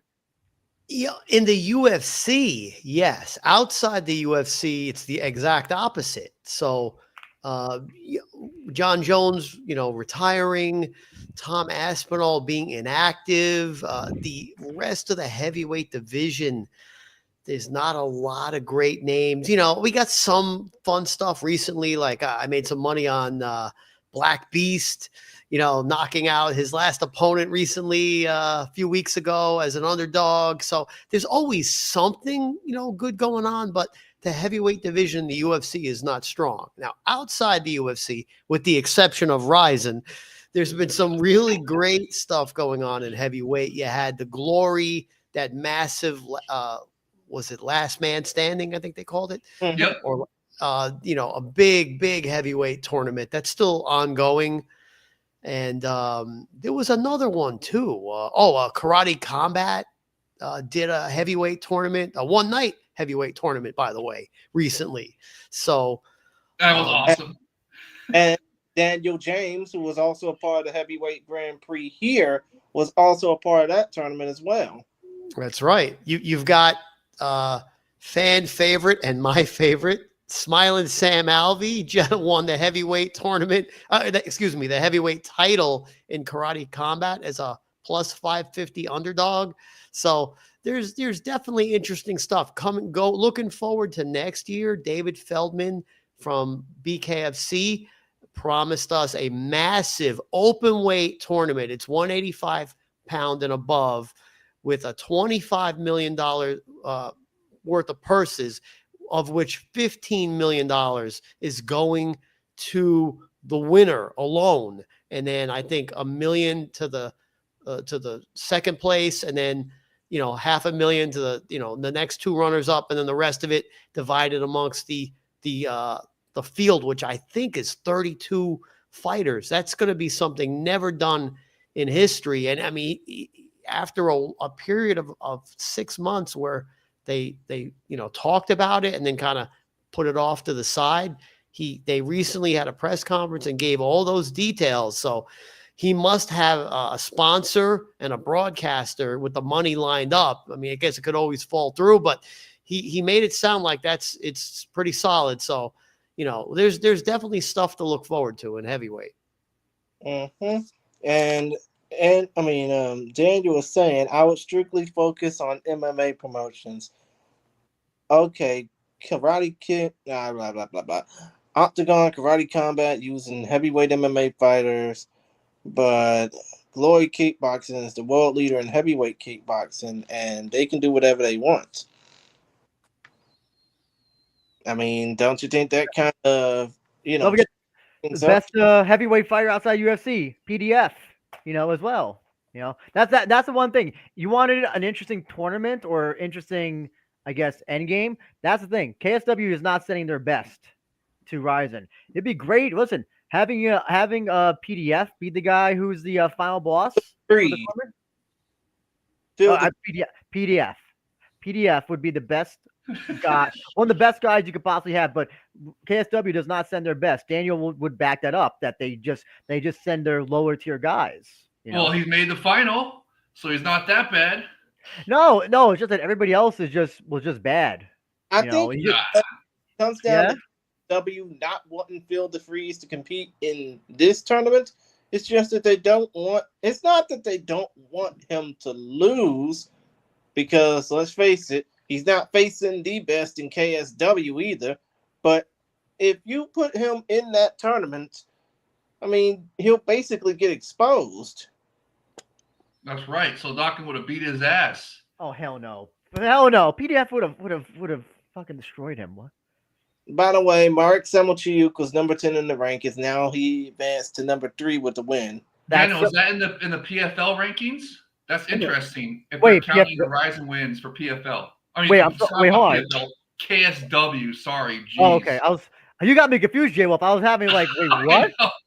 No, it's because you kept saying, instead of Phil DeFreeze, you kept saying PDF.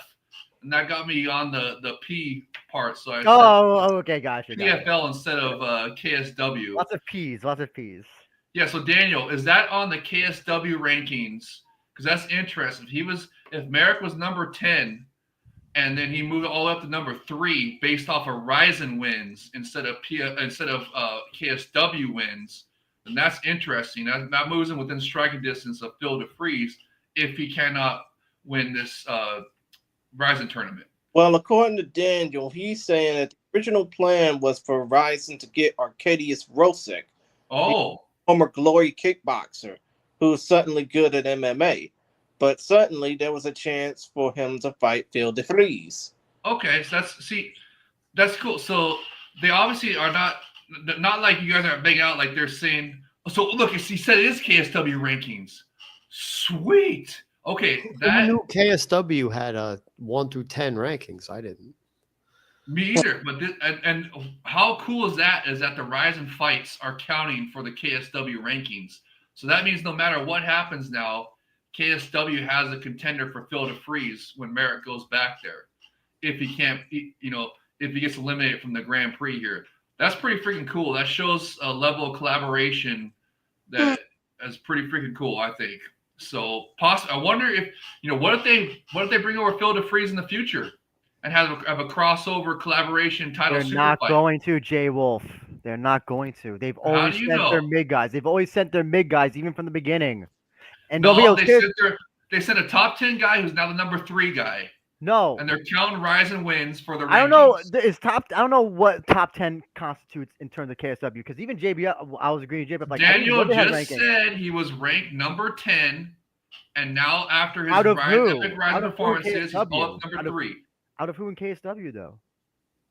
Like The KSW is the heavyweight KSW division. like if it's, which I'm sure is not that deep to begin with. So that's like being the best oh ice my skater god! from Okay, Jamaica. yeah. So I know. we got to have the entire division full of freaking Nganos, right? The one fighter PFL has. You want to be like PFL with one fighter? That's what you want, right? No, he was a top 10 KSW guy, and he got sent over, and now he's number 3. What's this? What's Daniel saying now? If Merrick will beat both Sodakin and Bader, there's a big chance that he will fight PDF in some kind of cross-promotional bout. Yes, that is what we're talking about. And if he does not win, what if he does? Dude, what if they're building into an Epic Ryzen World Series Europe event? And what if they have the heavyweight champion, whoever that is, after New Year's Eve, be it Sodakin or Bader, fights Phil DeFries as the main event for the Epic Ryzen World Series Europe event? Hey, that would sell. That would sell. Just saying. But anyway, he won't fight. He will fight PDF no matter what, even if he won't that title. That's cool. I really like this. I did not know that adds an extra level of coolness to this. That these fights are counting for the KSW rankings for Merrick. That's pretty freaking cool. It shows the collaboration is strong. So I really like that. But still, though, before we move on through the rest of the card, I just want to say, do y'all think that Ryzen could have done better on this heavyweight Grand Prix, or, was this just simple ass cheeks, so to speak? No, I thought it was great. I mean, I would have liked more fighters, maybe a 16-man Grand Prix, and then of course I would have liked the final to be the one-night Grand Prix final, Almighty Pride FC style, with the semifinals and finals same night traditionally. But for what it is, I think it's pretty good. I loved how they had a different fighter from each promotion. Daniel James Bellator, Gusto LFA. I mean, all that, just like we were saying, how Daniel was saying that it was harkening back to the original Ryzen. I thought it was a really good attempt. And, they did not get as good of fighters because they were trying to get a Japanese guy to go to the final, right? Like what they were doing with the Flyweight Grand Prix. And why they didn't make the Flyweight Grand Prix better, because they wanted to force a Japanese guy to the final. But this one, they clearly had some good fighters, because Sodakin, no matter what y'all say, Sodakin is a great fighter, bro. Great, well-rounded fighter that would be in the UFC right now, if not for their pussified rule set. Okay, JBF, Andrew, any more thoughts before we go ahead and move on? No, I think we said it all on the heavyweight tournament. Okay. Before I came on the show, I had to take a big heavyweight tournament. So I'll just forget that. Good one. Oh, okay. So you had to take a PFL? No, I said Ryzen heavyweight tournament. You took a big steaming PFL? Not at all. Not at all. I'm going to PFL this weekend. The show's gonna be awesome. I'm looking forward to it. That's all I'm Dude, saying. we were just talking beforehand about how this PFL is a two-pack of ass, as Joe Budden would say. The prelims are atrocious, dude. I hope you don't. Hope you didn't pay too much money for the ticket, or hope it was comp for free. Actually, don't waste your time trying to fight traffic to get there early, because there ain't nothing on the prelims worth a damn. Wow. But with all that being said, let's go ahead and move on from the heavyweights to the women's atom weights. And in this case, you had two, or what would have been two women's atom weight fights on this card. You had Moeri Suda made young Noelle Narita tap out due to an armbar, 3 minutes 2 seconds of round number two. And then, for some crazy ass reason, you had the one fighter that just didn't want to make weight, basically show her true colors by not wanting to engage in her fight with Seika Izawa. Of course, that's Yu Jin Shin. That's probably going to be the last time any one of us gives a damn to talk about her. But still, though, when it comes down to Seika Izawa, and one thing is for certain that, Michael Schiavello was trying to translate for when it came down to Seika's closing speech after she beat Yujin Shin, is that she's upset that competition's avoiding her in Japan, that the competition don't want to come to Ryzen. But I think when it comes down to Ryzen, they need to go ahead and reach out to the competition themselves, or have in the better interest, Seika go over to where the competition is. Now, aside from Moeri Suda, who's probably the next available contender because of records, let's say this. What's Seika Izawa's next steps to be in the top atom weight in the world? Would she go to Invicta, or would some of these promotions like Invicta or Combate Global, loan their talent to her in the case of fight between, Azawa and Reina, or even Azawa and Moeri Suda does not happen? JBF, you go first. Yeah, I mean, she's definitely one of the, if not the best atom weight in the world. I know at one point, even she was brought to Dana White's attention, which is when you've really made it. So, uh, you know, yeah, they need to bring in other opponents for her. I mean, the talent pool is not that deep among the Japanese girls, so they'll just have to, keep it going. That's really their only real weight class, super atom weight. So, line up another challenger. I mean, they like having her on the cards, and she's fun to watch. Okay, Andrew, your thoughts on this development? I mean, do you think that Izawa should go overseas and, try and fight some of the best talent there is? Or do you think that the competition should be flocking over to fight her in the case of a fight? In the case of a fight between Reina and Izawa, or even Moeri Suda versus Izawa, not happening. This will probably be the last part of the show I can be on, because I'm going to be going. I have to leave and actually going to be talking to WMA scene, Chuck, on women's strawweight and Ryzen. So after that we're talking about this.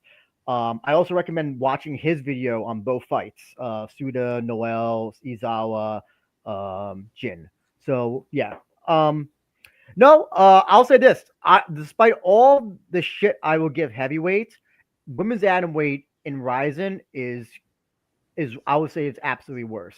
Seiki Izawa has been fighting at least for the past 3 or 4 years mid to low level opponents in severe mismatches, both in Deep Jewels and in Rising. And yeah, this is she complains that she's not getting enough top competition, when it's pretty known that she has avoided the Reina fight. Now the first two times they're supposed to fight in the tournament. But then Reina got injured, so that didn't happen. They were supposed to have another fight, I think, coming up, but then I think Reina got injured. No, Reina lost the Claire Lopez fight, so they didn't book Reina versus Izawa after that. And then Reina got injured, but she's already better now, and she was better before this show happened. No, she's fighting miss. She seems to be content with just getting mismatches and then complain that she's not getting up good competition. So I don't understand. Suda's fighting somebody in September as well for Deep Jewel. I forgot who, but that should have been the fight. You should have just done that here. This girl, Eugene Shin, has never made atom weight. She missed weight for her first fight. So I'm not, and then calls Ryzen and be like, "Hey, I can't make atom weight. Can you do a catch weight? Sure, we'll do straw weight." Misses straw weight. I don't understand why. It's just kind of like that Eric Andre meme where he shoots the guy in the chair and is, why is this happening? And it's like Yeah. you knew from the beginning. Talking about where he shoots. Damn it! Who the fuck am I talking about again? But I mean, whatever. I yeah. just want to say quickly that Ryzen knew what they were walking to when they booked this girl, and if that you can't, that's what you do. It's like booking John Lineker for bantamweight or flyweight at this point. Mhm. You know what you're getting. You know he's not going to come in and he's not going to come in and miss weight.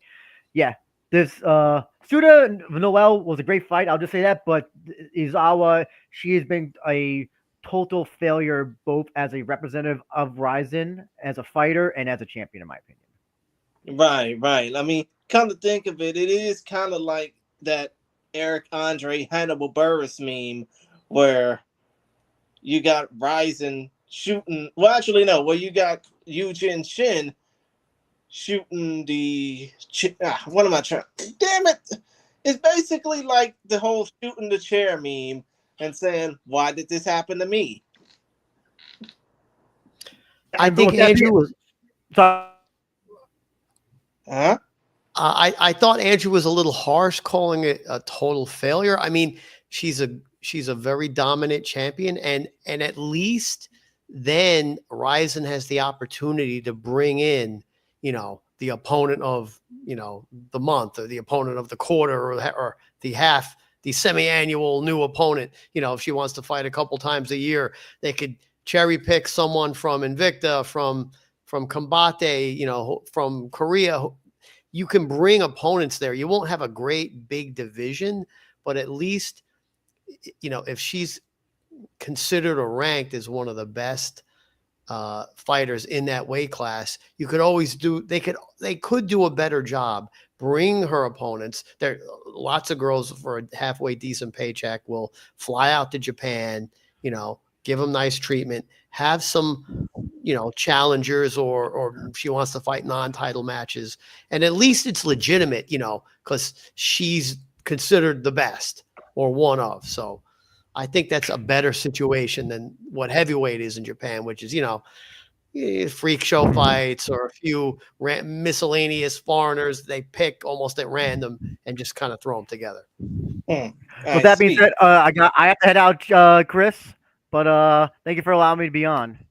You're welcome. And how can the folks contact you or get in touch with you or learn more about the We Are Rising podcast? Just look that up on YouTube or Twitter, which is We Are Rising Pod, and subscribe, all that good stuff. Right there, beautiful. You got all the good shit right there. Oh yeah, they can follow you on Twitter at We Are Rising Pod or at abenja1 on Twitter and Instagram. Well, for the Discord. Yes. Oh yeah. Well, you can do that at the end. You got the Discord at the end. That's everybody. That's not just me.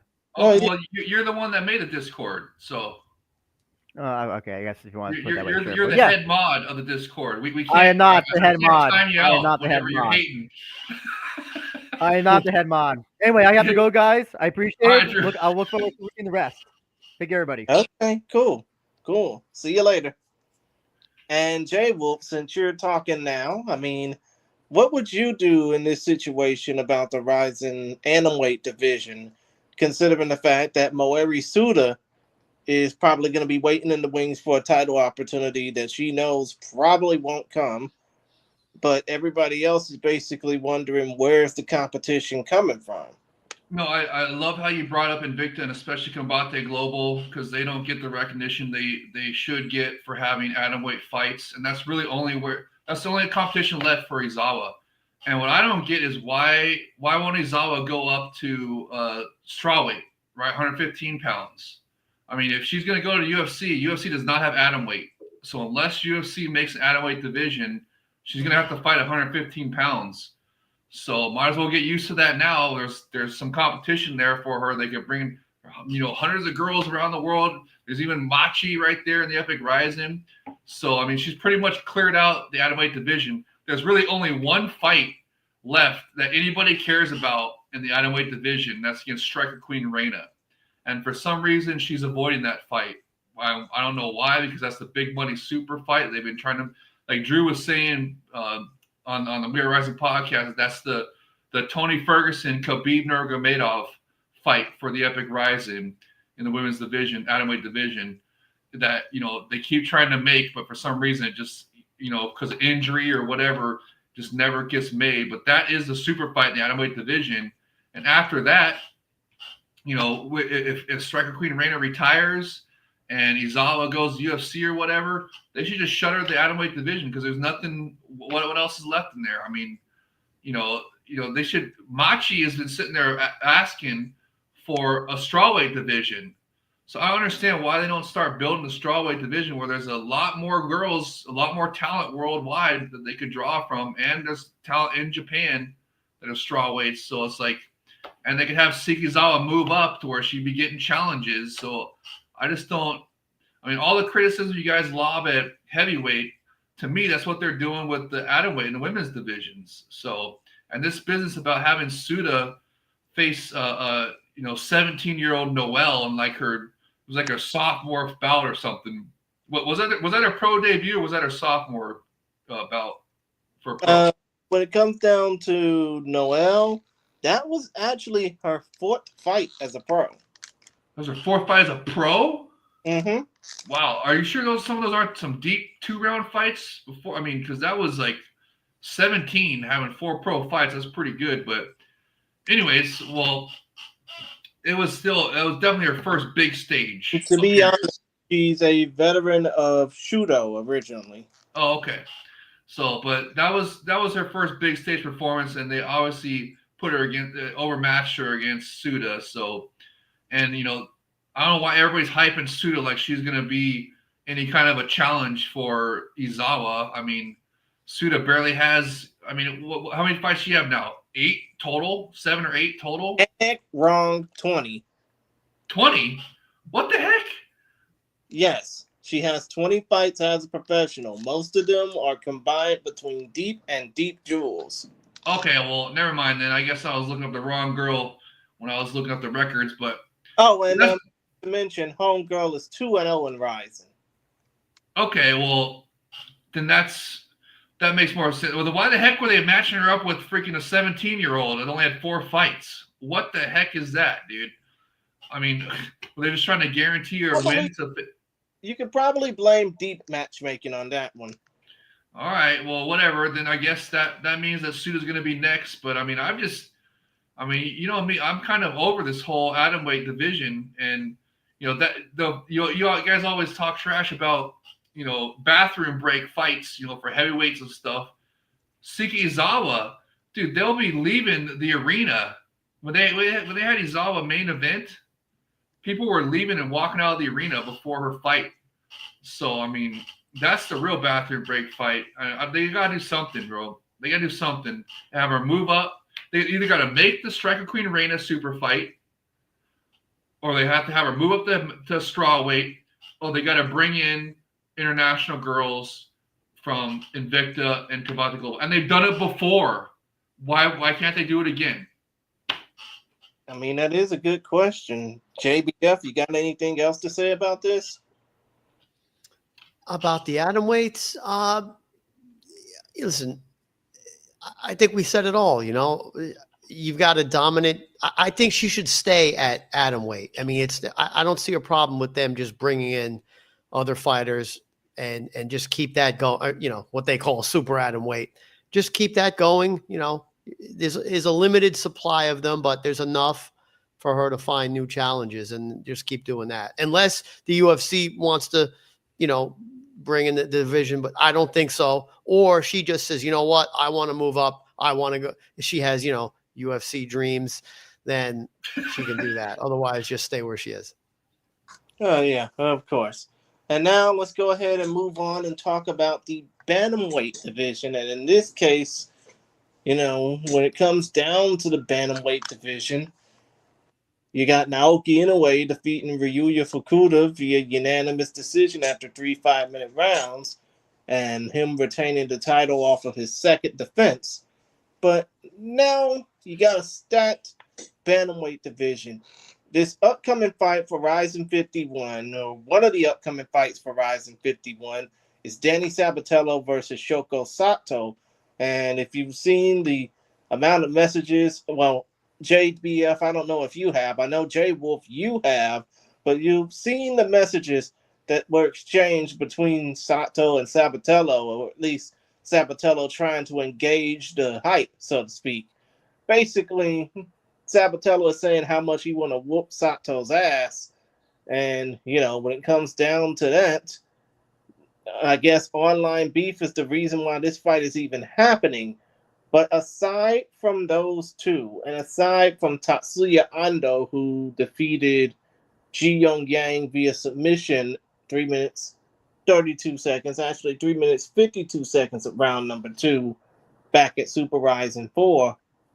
I mean, aside from those three, who are some of the better competitors that you could put for Naoki Inoue? JBF, you go first, then J Wolf. I was impressed by Inoue. He looked great on the feet. I don't even think he went for a takedown. And that was a great title defense. I still think it's a little disappointing that title fights are 3 rounds in Ryzen, but in any case, yeah, he's matured from, what he started out very young into a pretty well-rounded fighter. I had him on my fantasy team, so I was happy with the nice title defense there for the Ryzen Fantasy League. So I guess they'll have to figure out who's next. You do have the other winner here, like you said, Tatsuya Ando. He won by a finish. Was he the one that asked for the title shot after the fight? Yes. Yeah. So why not?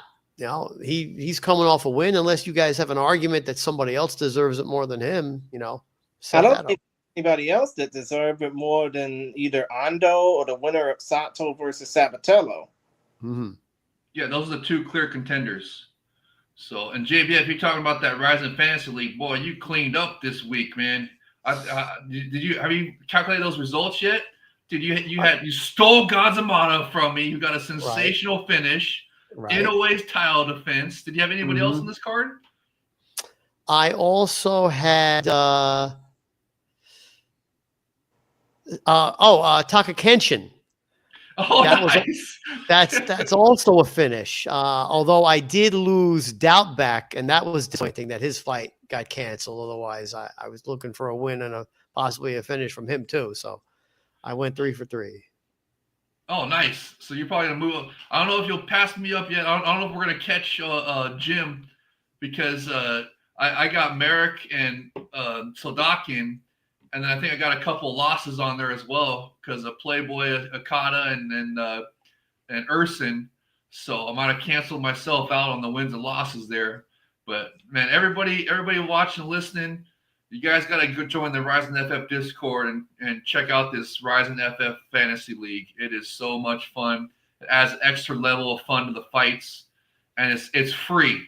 It doesn't cost any money or anything. It's just for fun, and it really is fun. So, but to get back to this fight here, like JBF was saying, it was impressive to see Inoue. He was striking the whole time, outstruck him, which was, usually you think Inoue is going to take him down at least once. Didn't do it all this bout, so that was pretty impressive. And then, yeah, to talk about Ando, man, that to me that was the finish of the night, bro. He got this guy in a choke, a rear naked choke, with blood gurgling and spurting out of the guy's mouth. It looked like he killed the man, and it was a fantastic highlight. And and he's definitely established himself as a contender in the bantamweight division. And Jay Krish, to answer your question, 100% Sabatello is next if he wins, and because he has got, I mean, you've seen him on social media. The Japanese fans are loving him already. The guy is and he became a new mythical fighter in his rising debut. K1 striking Sabatello. So it's just like, I mean, that guy, get him into a title shot as quickly as possible. But if he loses, then definitely plug Ando in there instead, because Ando definitely, with that performance there, that was a star-making performance by Ando. It's super impressive. Like I said, my finish of the night, and just, man, I was really impressed by him. So I'm sure he'll get a title shot eventually, but I definitely think Sabatello's next with the win at Rising 51. And then if he doesn't win, then plug Ando in there, and that could be the New Year's Eve bantamweight title fight against Inoue. And to think of it, you are right about one thing. Sabatello's getting as Dave Chappelle once said, learn slang and shit talk. Sabatello is starting to get over on the Japanese fans. But dude, he's been over. He's been over. I mean, they loving it, bro. Have you seen his comments? Dude, he tweets in Japanese and everything, and the fans, they just love it already, man. He's doing well. I mean, come to think of it, he probably using Google Translate just like the rest of us normies, but still, though, I get what you mean. When it comes down to that particular scenario, so to speak. Yeah, to me, that's the clear scenario that's next. I mean, there's nobody else really, but, well, I mean, there is other people, but I mean, so far, for right now, those are the two clear challengers right now, in my opinion, 100%. And I mean, Sabatello, he was brought over for a reason, and he's already delivering the goods. So to get him the title shot as quickly as possible, that is the wisest decision, in my opinion. But if he can't get it done at Rising 51, which, let's be real, there's a possibility, this is a fight game, and it can happen, then Ando has already punched his ticket, and as far as I'm concerned, with that sensational finish, with the blood spurting, gurgling finish where they like killed a man. That was freaking awesome. Right. And I feel sad for Ji Young Yang because, I mean, was it he that said he wanted that Nintendo Switch? No, that was the toughest office worker in the world, Soo Choo Kim. Oh, right. Yeah, but and they actually had Ji Young Yang was from Road FC as well. He was repping Road FC on his fight trunks. So was Yuji Shin, and it was, I really like that collaboration going on between Road FC and Epic Rising. And Ji Young Yang he's not. That's another thing. Credit to Ando, because Ji Young Yang is not some like middle of the road fighter. He's a good fighter. Arguably, he has to rematch Soo Choo Kim for the Road FC championship because their last one ended in like a head clash type of no contest thing. So I mean, he's a title challenger in Road FC, and he's gotten wins in the Epic Rising Fighting Federation. So to see Ando take him out like that was super impressive, bro. That was really impressive. I'm impressed with Ando. Oh yeah, of course it was. Now let's go ahead and move on to a top prospect that's been getting all the rage as of late, and when it comes down to the Kiyoma Akimoto Koki Playboy Okada fight, this fight was originally supposed to be Akimoto versus Karshiga Doubtbeck, but Doubtbeck has a thyroid condition, so to speak. No, wait, actually a bulging disc in his neck, so he couldn't fight. No. Remember, it was he was training, And his last training session for preparation, his final preparation training session, he got a neck injury where they were saying it was like a herniated disc or something like that. But that to me, that sounds like a back disc.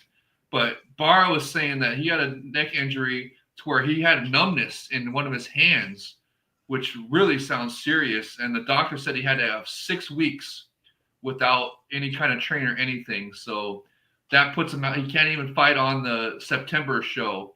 So the earliest he can come back is probably November or New Year's. I see. But still, though, Kiyoma Akimoto took his vengeance out on poor Koki Playboy Okada. 2 minutes, 57 seconds of round number 1, submission via rear naked choke. And I mean, that led me to ask the question because I've seen a lot of my local sports radio hosts ask this particular question a lot. As in, after a big ass blowout, should so and so just give up? But in this case, I'll just ask it here. Should Koki Playboy Okada, who's now 0-3 in mixed martial arts, just give up? Or is Kiyoma Akimoto just too damn good? Why would he just give up off of a freaking late replacement, a week notice replacement bout I mean, against one of the top fighters? I say that as a joke. Okay. Joke, but when you look at the fact that Koki Playboy Okada, who's now 0-3, this is his first finish loss after taking 2 straight split decision losses. I mean, do you think it's about time for him to just go ahead and, realize, hey, this fighting shit ain't worth it for me? Maybe I'll just go back to being a reality TV star? No. Heck no. Why is that? The 2 losses were split decision losses and a week notice late replacement loss to one of those rising stars of the promotion. No way would he hang. They should match him up against, if anything, run a dude. No way. Not split decision losses and late notice loss. No way you hang him up and give up after that. I mean, if he's on like a 4 or 5 fight skid and he's getting finished, then of course, okay, then I'd be open to that argument, but not off of split decision losses and a late notice loss. Come on. By the way, just to take our mind off of this real quick, Takashi Furuhata said, now 10 a.m.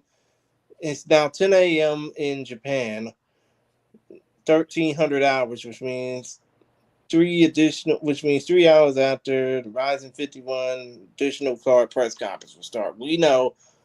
So that's going to be at 12 p.m. in 12 noon in Japan is 8 p.m. I think Pacific. It'll be 1 p.m. over in Japan, I think, but still. Yes. 13 is 1 p.m. So that would be 9 o'clock is the announcements, which leaves 9 o'clock p.m. Pacific time, 12 midnight Eastern time is when those announcements, which leads me to believe there's going to be something about some international fighters in there. Usually when they do earlier announcements, it's international fighters. And I just wonder if it's going to be about the flyweight Grand Prix or if it's going to be all about Rising 51 or a combo of both, saying that, hey, they're going to have both Grand Prix, the heavyweight and flyweight bouts can be on 51. Here's the voting. Here's what we did with the flyweight Grand Prix. Here's who we're bringing back. Maybe Torre Torres is coming back or something. And, maybe they'll have Sabatello on there talking about hyping up his fight. It'll be real interesting to see how that goes. Okay. And JBF, now that we basically moved on from talking about should Playboy Okada give up, I mean, you probably saw a little bit of what happened during that fight, or after that fight in this case, in which Kyo Hagiwara and Kiyoma Akimoto damn near started a riot. I mean, what were your overall thoughts about this fight? Playboy, I don't think, to answer your question, I don't think he should give up. One of the things that Japan does right is taking these guys, and I'm looking at his record on Topology right now. He's an experienced K1 kickboxer, right? So one of the things they do very well in Japan is take these kickboxers, bring them into Ryzen, and match them up with other kickboxers or maybe strikers who aren't, great grapplers, and they get some fun fights that way. That's sort of something that Ryzen needs to do, right? Because that's a way for them to fill out their roster with Japanese fighters. And I don't follow the social media scene. I don't speak the language, but I think you guys implied he has some kind of following in Japan on social Yes. media. So what they should just do is match him up with someone, who's more of a striker, either a straight kickboxer or maybe somebody lower level who's not that great of a grappler, and bring him back. Because, when he fought 2 fights ago, I remember he fought Full Swing, and I paid a close attention to that fight, and he was the favorite over Full Swing. And Full Swing is a much, much more experienced MMA fighter, albeit with a wild, brawler style. And he looked like he was kicking Full Swing's ass. And then, Full Swing just kept coming forward, absorbing the damage and throwing those haymakers. And eventually, he got the decision. So a split decision, mind you. So they should just match Playboy up better, put him up against a striker, not someone who was 8-1 and is now 9-1 that, was more of an MMA fighter, and use him that way.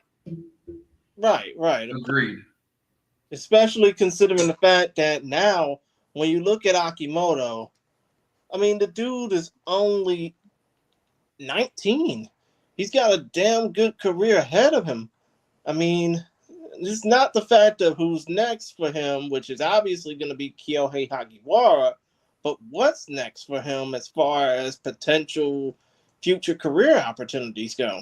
I mean, it's not necessarily guaranteed that Hagiwara's going to be next. I mean, they could run back the Doubtback fight, because if they're trying to get him into a title shot, it'd be a much bigger win to beat Doubtback than it would to beat Hagiwara. So, I mean, to me, I think they run back the Doubtback fight, or, somewhere more higher ranking. But you're right. He's only 19. He's got a super bright future. One of the rising star. I call him the Epic Rising Prince, the Prince of Rising, because he's I mean, his future, the sky's the limit for this kid's future, and probably going to be a champion one day. He's really good. So looking forward to seeing him progress. But I mean, where are you getting the Hagiwara's next for him? I mean, to be honest, I really don't know. I think he should. I think he should run that Doubtback fight back if Doubtback will be available, but he won't be available until either November or New Year's. Yeah. So, I mean, that could either be, if they need a headliner for the November card, right? Landmark 12. I mean, that could be, that's a pretty good headliner. Doubtback and Akimoto for a number 1 contender fight. I'm just saying, just throwing that out there. So, I mean, that I see that as a possibility. And Hagiwara, I mean, he's a very popular fighter as well. But I'm thinking that they either give him to, Mikuru to stay busy to keep him, unless they do the Ren fight on New Year's Eve. But I think they're going to save the Ren last man standing rematch for next year's Super Rising 5. So, or a Toko Matsuri, one of the big cards next year. And then they maybe do a Mikuru and Hagiwara or somebody this year. And it's weird how everybody, all these good fighters are calling out Hagiwara. They probably see him as an easy win. You see Nazimov? It's like, dude, why are you why is he calling out Hagiwara? That's like a step down. It's like, dude, no, you need to be calling guys that are up to get close to a title shot, right? You know what? Ilkham Nazimov versus Kiyoma Akimoto should be a fight that should be planned. Yes, in the future, 100%. Yes, I agree 100%. I mean, because who the hell wants to fight Kyohei Hagiwara right now? He's under 500. Exactly. That's why it's so baffling seeing all these guys call him out. But you know what it is? It's because he's a big name over there. He's got some star power. So they're thinking they're going to get a rub from him, right? Or is that how they put in pro wrestling? Or get put over? Or get the is I would think so. So it is called give them the rub. Mm-hmm. Okay, cool. Yeah. So that's what I think that's why they keep trying to call out Hagiwara, in my opinion. But I don't think that's the best matchup for them. They should be, like you said, it should be someone like Nazimov or Doubtbeck. They should just bring back the Doubtbeck because they're trying to fast track him to a title shot. Doubtbeck is the perfect number one contender bout right there, and I believe that could headline, Rising Landmark 12 in November. So to me, it makes sense. All right, JBF, you got anything else to say about this fight? Is a 19-year-old ready for Doubtbeck? I don't know. But they should build him up. He's definitely a future contender. True. I Well, mean, he was scheduled to face Doubtbeck originally, so they obviously think so. I mean, we've seen stranger things in MMA before, money lines or not. So, hopefully, if they can make this fight happen as soon as Doubtbeck is able to go, then that would be helpful. But for right now, I don't know. I think Akimoto versus Nazimov would be more likely to happen than Akimoto versus Pakiwar. Yeah, I agree 100%. Hey, we didn't give our predictions for the flyweight Grand Prix.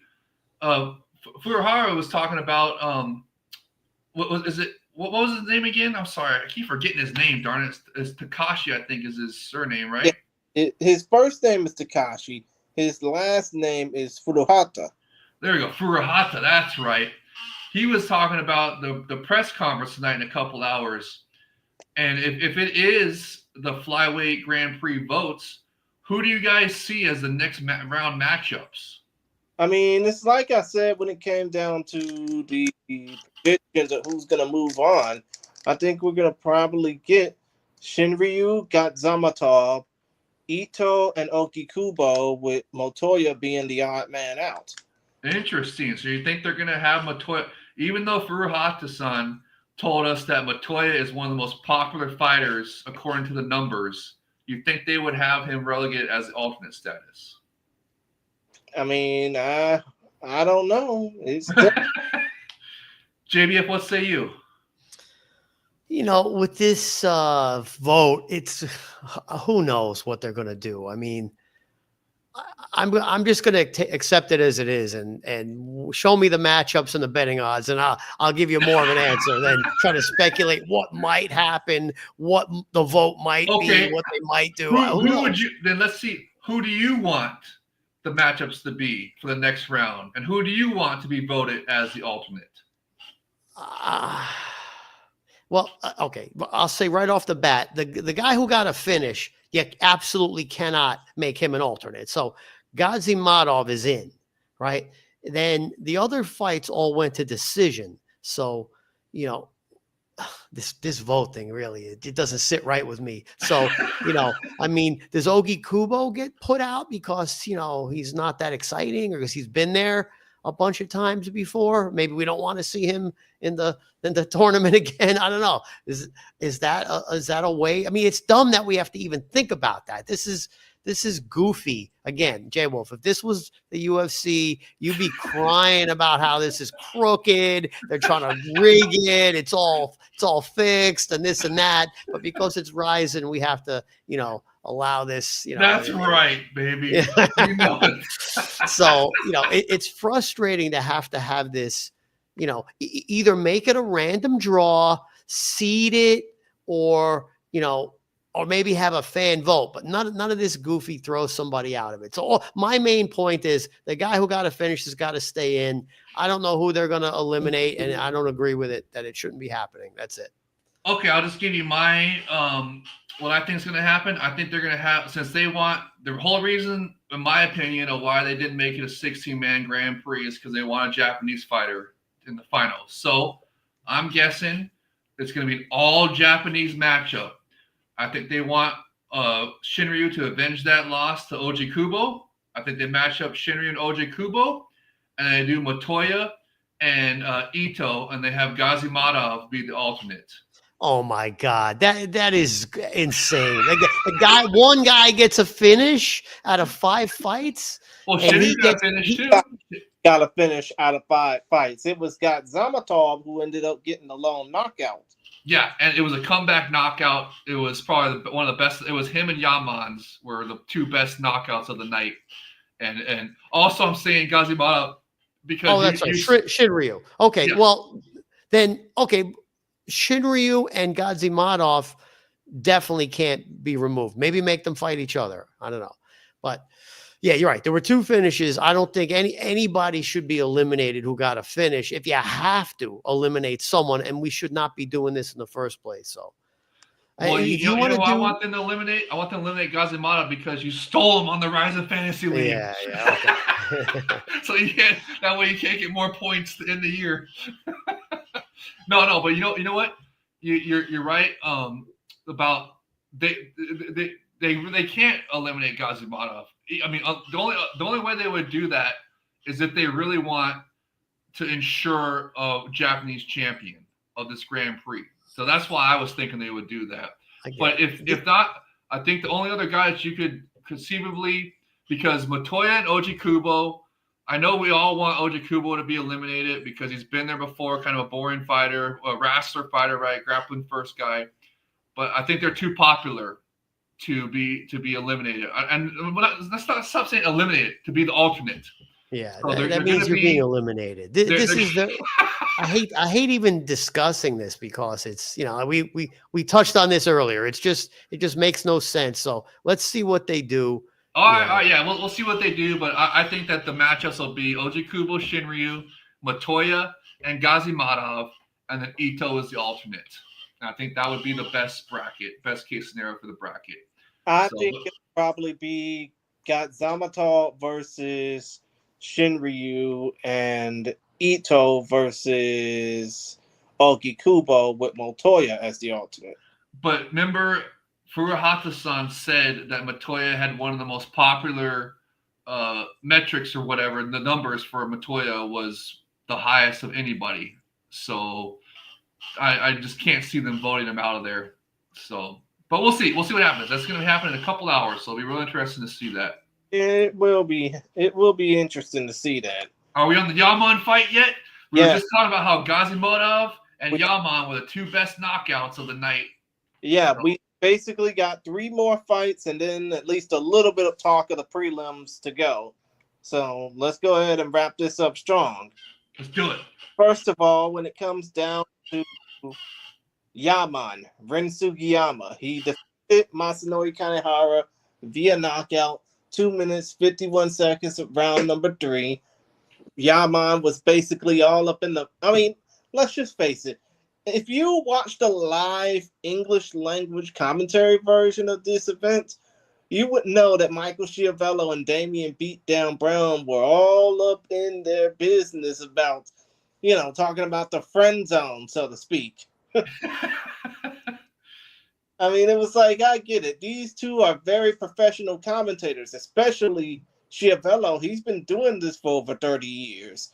But still, though, to hear them talk about the friend zone when it came down to Yaman was, it was just like something out of a damn gossip drama, I think. That's part of the show for Yaman now, is having that hostess girl there that he's trying to woo. Mm-hmm, exactly.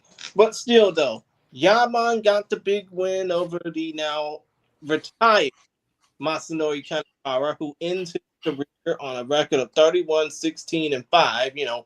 Former WEC competitor, former UFC competitor, former first ever Sengoku featherweight champion, and beat Kid Yamamoto on New Year's Eve 2009.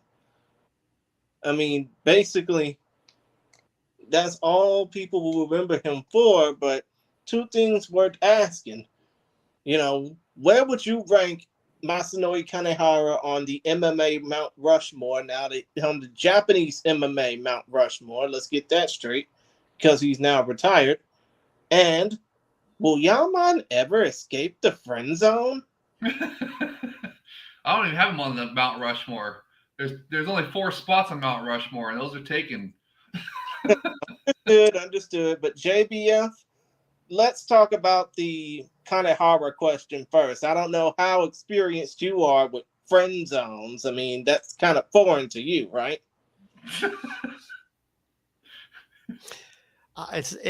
Friend zone's not foreign to any man, I don't think. Yeah, of course. I mean, it's either the bone zone or the kid zone, basically. As far as Yaman, I'll talk about him. I mean, I think what he did was very impressive. I mean, he's again primarily a kickboxer, another one of these crossover fighters who's now got 2 wins and 2 losses in MMA. The fact that he's fought the opponents that he's fought and done as well as he has, this is a fighter with more than 50 professional fights he fought, and he was he was had to fend off takedowns. This opponent was all over him, and he was able to fight through that and get a third round impressive knockout. So I mean, and not to mention in his previous fight, he fought Doubtback, and all right, he lost the decision there, but Doubtback's a pretty high level fighter for Ryzen in that weight class.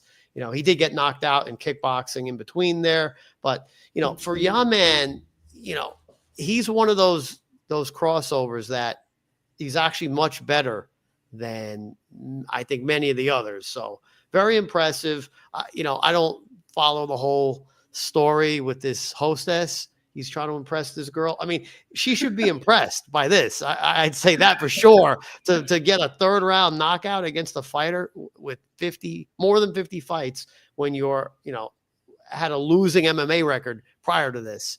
Great win for him.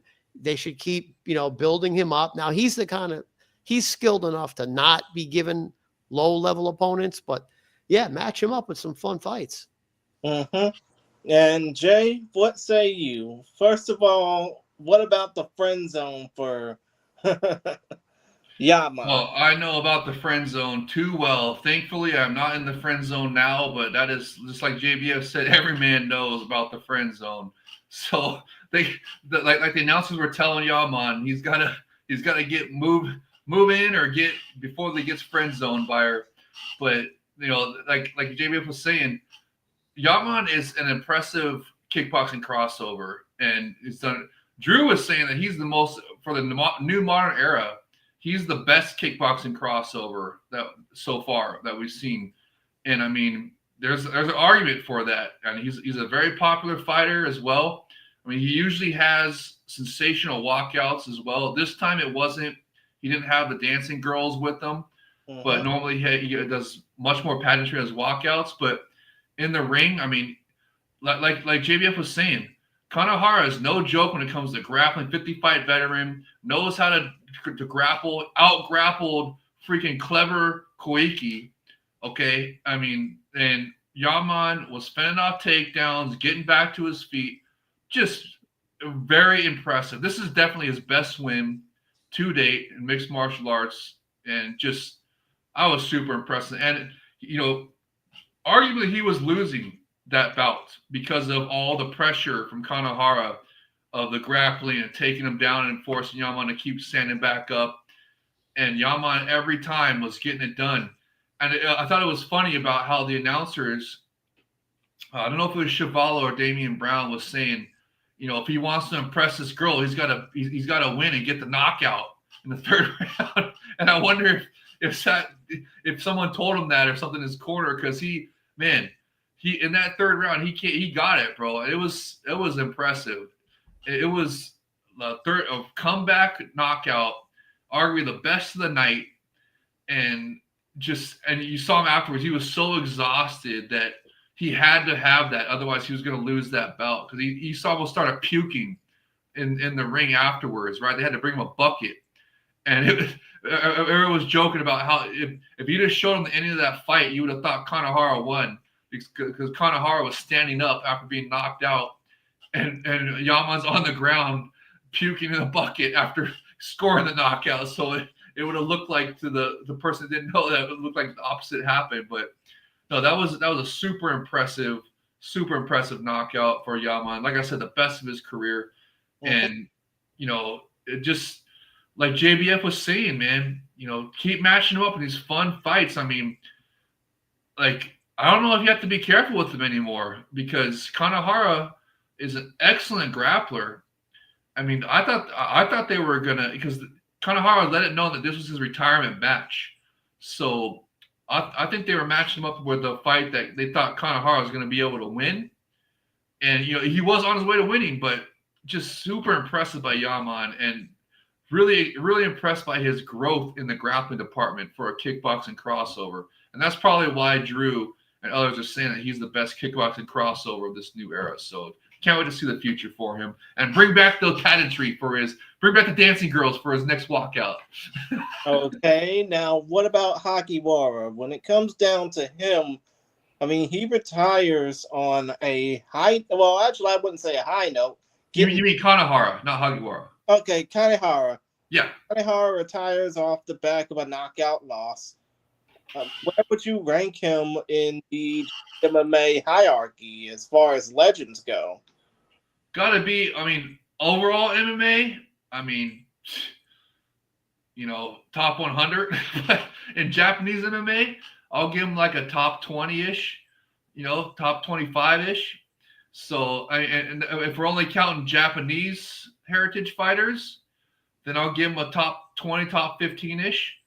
I don't know if I can put him in the top 10, but because there's a lot of good Japanese fighters over the years. So, but no, he's definitely a legend, and it was good to see him get his flowers in the ring afterwards. I wonder if they're going to do a 10 bell salute for him like they did for TK in his retirement. So we'll see how that goes in the next couple events. But yeah, it was a good performance from him. Like I said, he was about to win, but Yaman just scored that sensational comeback third round knockout. Just, man, that was awesome fight. Okay, and JBF, where would you rank Kanehara in the JMMA high? Listen, he had a very respectable career. I don't know how you could rank. I don't really like ranking fighters unless we're talking like the very, very few greats. That's always a tough question. But yeah, very respectable career. I see. Now let's go ahead and move on to the co-main event of the show, and that was Shunta Nomura defeating Patricky Pitbull Fury via unanimous decision after 3 hard-fought rounds. I forgot. 3 5-minute rounds in Rising are pretty much the norm. But still, though, we finally got a viable contender for Roberto Satoshi Souza's lightweight title.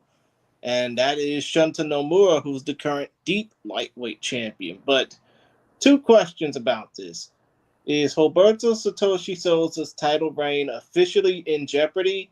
And should we start the Patricky Pitbull Fury retirement clock or just hope for better days out of him? JBF, you go first. Yeah, I'm a fan of Patricky. I enjoyed watching his fights. I've made some money with him multiple times in Bellator and elsewhere. He got to taste the belt in Bellator when his brother went up to lightweight. So, when his brother gave up the belt at lightweight and went back to featherweight. So, he's had a good career. I kind of miss and wish that we got a chance to see him or anybody really give some of that good superior rule set action that Jay Wolf always talks about, because it's, Ryzen may have the superior rule set, but nobody's really using it, at least not effectively. We don't often see those strikes lately. It seemed like years ago there was a lot more of it. I'm not sure why that is. Unfortunately, this fight played out very conventionally, and Patricky got outstruck. JBF, I can basically say the reason why a lot of people aren't using the superior rule set effectively or as much, and this can also pertain to what Jay Wolf always says, is because everybody's pretty much fighting under the pussified rule set, right? Yes.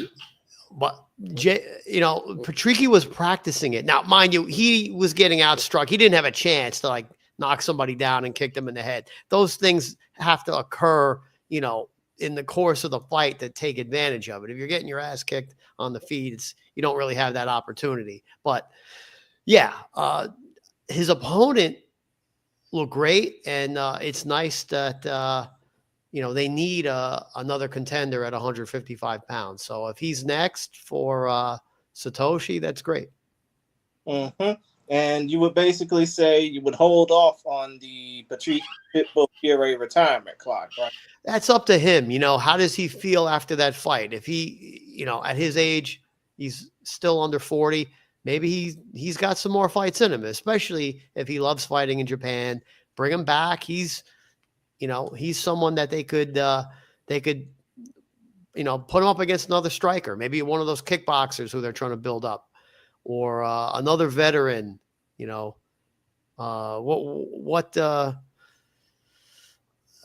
was thinking about Full Swing, but no, he's 135, right?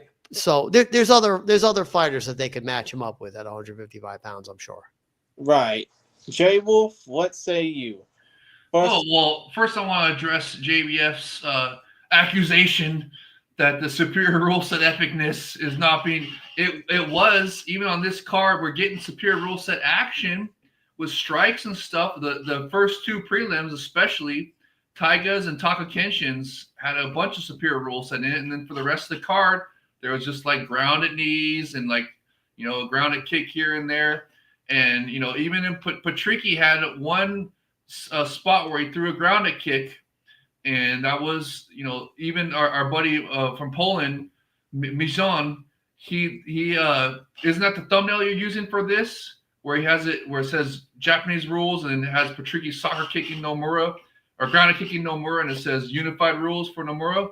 So that it did happen in this one. And Daniel Zubicki, our bro from Poland, he's saying that there's a multiple fight contract with Ryzen, so excellent to hear. So he's not going to retire. So that answers that question. So yeah, just match him up with some fun fights. But this is a brilliant performance by Nomura, and he punched his ticket for the title shot, which is happening at Ryzen 51 in September, right? Right. Yes. So that's happening. And as we were saying on the preview show, that this was a de facto number one contenders fight, because whoever won this, be it Pitbull or Nomura, Pitbull had a history with Satoshi-san for that leg kick knockout when Satoshi-san accepted the fight on like 2 days' notice to save the card, and then or save the Bellator lightweight Grand Prix, and then Nomura with the win over Patricky would punch his ticket to face Satoshi by beating the guy that beat Satoshi. So it played exactly like we said. And Furuhata-san saying that Satoshi got a house in Japan, so he wants to continue to fight to pay mortgage. Okay, that's like 90% of people on the planet have to deal with the mortgage. That's what everybody's working for. So that's good to hear that Satoshi-san's going to keep fighting. So, and Satoshi's look great. Nomura is going to be obviously going to try to outstrike him, just like he did Pitbull. So that was a really impressive performance by Nomura, but because he can't grapple with Satoshi-san. Satoshi-san is one of the best Brazilian Jiu-Jitsu fighters on the planet, especially in the lighter weight divisions. So going to the ground with him was a bad idea. And recently we saw him. He actually has been striking a lot. He actually got a striking victory over where he utilizes superior rule set strike, one of the only superior rule set finishes that we've got recently. I mean, it was like him and then it was like a bunch of events. That's why JBF is saying that it seems like we're not getting superior, because there hasn't been superior rule set finishes. You're right. We used to get more superior rule set finishes than we have gotten lately. It's only been Satoshi-san, and I think Nazimov got one where you guys won't count it because it started with a body kick that dropped the guy, and then he got grounded kicked for the finish. But those have been the only two in the past couple years. But we have been having action with the superior rule set. With what we want is we want it more than just grounded knees. We want, just like Taiga and like how Taka Kenshin. I love Taka Kenshin. Probably had the highlight of the night for me, where he had the big boy stomp that landed, stomp in the face that landed, and it was, man, that was awesome. And that. But anyways, getting back to this one, we go to can we do the prelims before we do the main event, and we'll end on the main event? But this is a fantastic fight between Nomura and Patricky, and sensational performance by Nomura. But what I want to say about it is that they changed the scoring criteria to where somehow they didn't score damage for Nomura, even though he cut Patricky's face up. I mean, we were going off about this in the Discord and on the We Are Rising podcast. Like how, I don't know what they did to change the scoring. They need to go back to the way it was. Because, I mean, if they didn't score that as damage, because it looked like Patrice had been run over by a semi-truck. His face was busted up, cuts, bleeding everywhere. And, you know, there's also credit to the Epic Rising for not stopping that fight. They let him bleed. Ever since the fantastic collaboration with JBS's favorite brand, the BKFC, Bare Knuckle Fighting, the Japanese are really manned up with the blood and have not been stopping fights for cuts. Unless it's been like a really bad cut above the eye, you know, like, you know, where they should stop it. But, you know, this one, they let it continue, let Patricky finish it, and I just big ups for them for that. But what the heck is with these rule changes where they're not going to score that as, or well, at least no, 2 judges didn't score for damage. 1 did, thankfully. But why the heck would the other judges not score that for damage? Whatever these scoring criteria changes are, they just scrap it and go back to the way it was before. I don't know where that narrative came from, or if that was, you know, proven or from an official source. I don't know. But if it is true, I agree with Jay Wolf that, yeah, like the unified rules a few years ago, damage is a priority in scoring criteria. Mm-hmm. They shouldn't go the other way. I'm not sure if that was just a talking point or that was actually true. I hope it's not. But I just want to add one other thing. Patricky, I don't know if he has fought. I don't recall if he fought Luis Gustavo before, but Gustavo's also coming off a loss to Shunta Nomura in his last fight. So match those 2 up. Patricky and good Gustavo. one. Good one, matchmaker JBF. Striking bout. Striker's delight. Yes, there you go, baby. Yeah. Striker's delight. Patricky Pitbull has fought Luis Gustavo before as part of the Rising Lightweight Grand Prix of 2019. He knocked him out in the first round. Well, there you go. Gustavo surely wants revenge. So, I mean, so yeah, that would happen. There's a bunch of good fights at lightweight. We also got Spike Carlisle at lightweight that make a banger, I think, with Patricky. And but that might be a little bit tougher one because I think Spike's coming off a win right now. So maybe you do the Gustavo rematch because didn't he score a grounded kick knockout on Gustavo? Wasn't that a grounded kick? I think so. That was punches and soccer kicks. Yes. So, you know, it was a striker's delight that ended in a superior rule set finish. So I'd be all for running that back since they're both recently lost to Nomura. So that's a good one. Unless, you know, they want to do fresh matchups and Spike's always out there. A couple other good lightweight fighters. So, you know, I forget what the Korean fighter's name is, darn it. But there's a good, it's like Kyung Po Kim or something like that. Yeah, Kyung Po Kim, the Red Horse. Yes, he's another good lightweight fighter that the Epic Rising has. So there's several fights for Patricky in Rising still. So that's good to hear from Daniel that says that he's got a long-term, got a multiple fight contract. So that's great. Next, we got the prelims, or you want to go to the main event? I mean, you said you want to go to the prelims. Let's go. Let's breeze through them real quickly. I just want to say how I was impressed with Taiga. Everyone was kind of dumping on it because that was Taiga's first mixed martial arts belt, but he did better than I thought. And so did I can't remember the guy's name that beat him, unfortunately, but he did really well as well. He's another kickboxing crossover. I love it. Like JBF was saying, the Epic Rising puts. Let me go ahead and run through the results. Oh yeah. Oh. Shogo the Genius Kuriaki defeated the Hypernova Taiga Kawabe, returning to Rising. It was Kuriaki, that's what it was. Yeah, via unanimous decision after 3 5-minute rounds. The lovable loser Taka Kenshin finally gets a win, not over a failed paralegal, but a knockout win over a decent competitor in the White Tiger Masashi Inada via knockout, 2 minutes 25 seconds of round number 2. I guess that was revenge for Inada beating up Stefan Smash Quite Known. And Takahiro Ashida beat up the Joker, Naoki Tanaka, via unanimous decision after 3 5-minute rounds.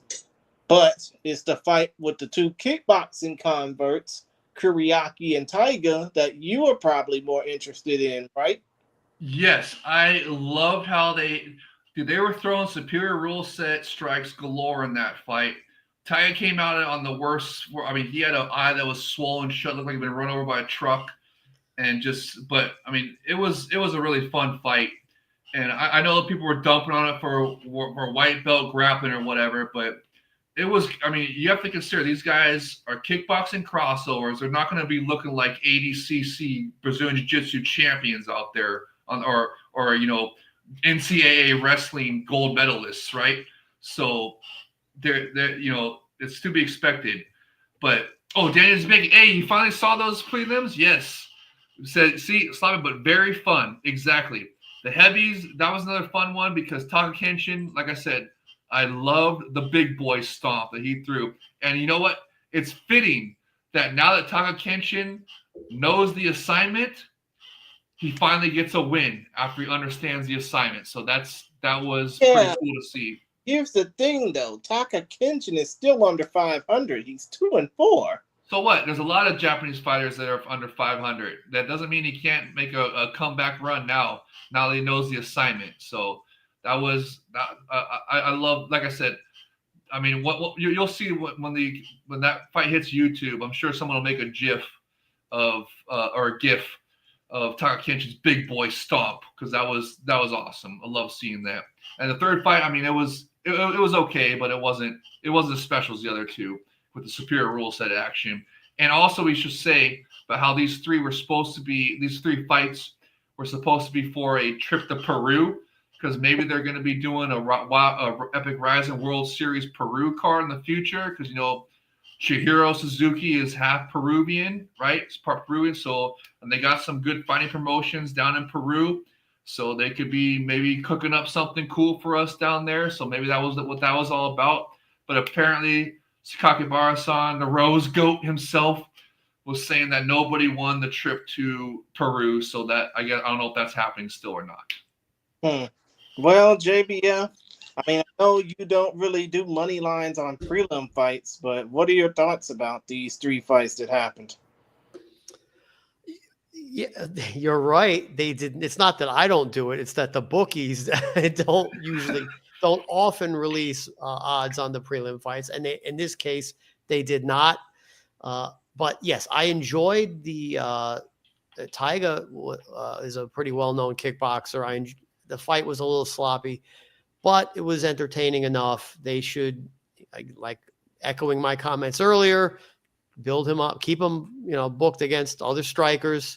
He's got potential. The fans know him in Japan, so let's keep that going. Taka Kenshin, I had in the fantasy league. I was very happy to see him get a finish against a more, slightly more experienced opponent. I like that quite a bit. As well. Then there was the other fight. I wasn't as familiar. Ashida. That was at 150 pounds for some reason. So that was a veteran of another 40-something fight veteran against a fighter with only one MMA fight. So this time the veteran got it done. Yeah, exactly. And real quick, it was cool how these prelims were actually full superior rule set mixed martial arts bouts and not custom rules or kick bouts, right? Yes. And it filled up they timed it great to where it was like it started an hour and a half before the main card started, first opening ceremony, and it filled up almost the entire hour and a half to where there was barely any time in between when the prelims ended to when the main opening ceremony main card started. So as a matter of fact, I start recording the prelims as they're streaming, knowing I'm going to go to bed. And after the 3 prelims and they did the opening ceremonies, there were 2 more fights on the prelim stream. Now, mind you, for some weird reason, they cut the sound out, but they showed the next 2 fights with no sound, not even natural sound. Anyway, yeah, I liked having the prelim start at 10:30 p.m. my time. They always do that where they show the prelims and then they'll show 1 or 2 fights after that to try to entice people to get the pay-per-view. So, and then they'll show the opening ceremony as well and a fight or two to entice more to buy the pay-per-view. So that's what they're doing with that. So, and I hope that continues because it was awesome. Loved it. They just did.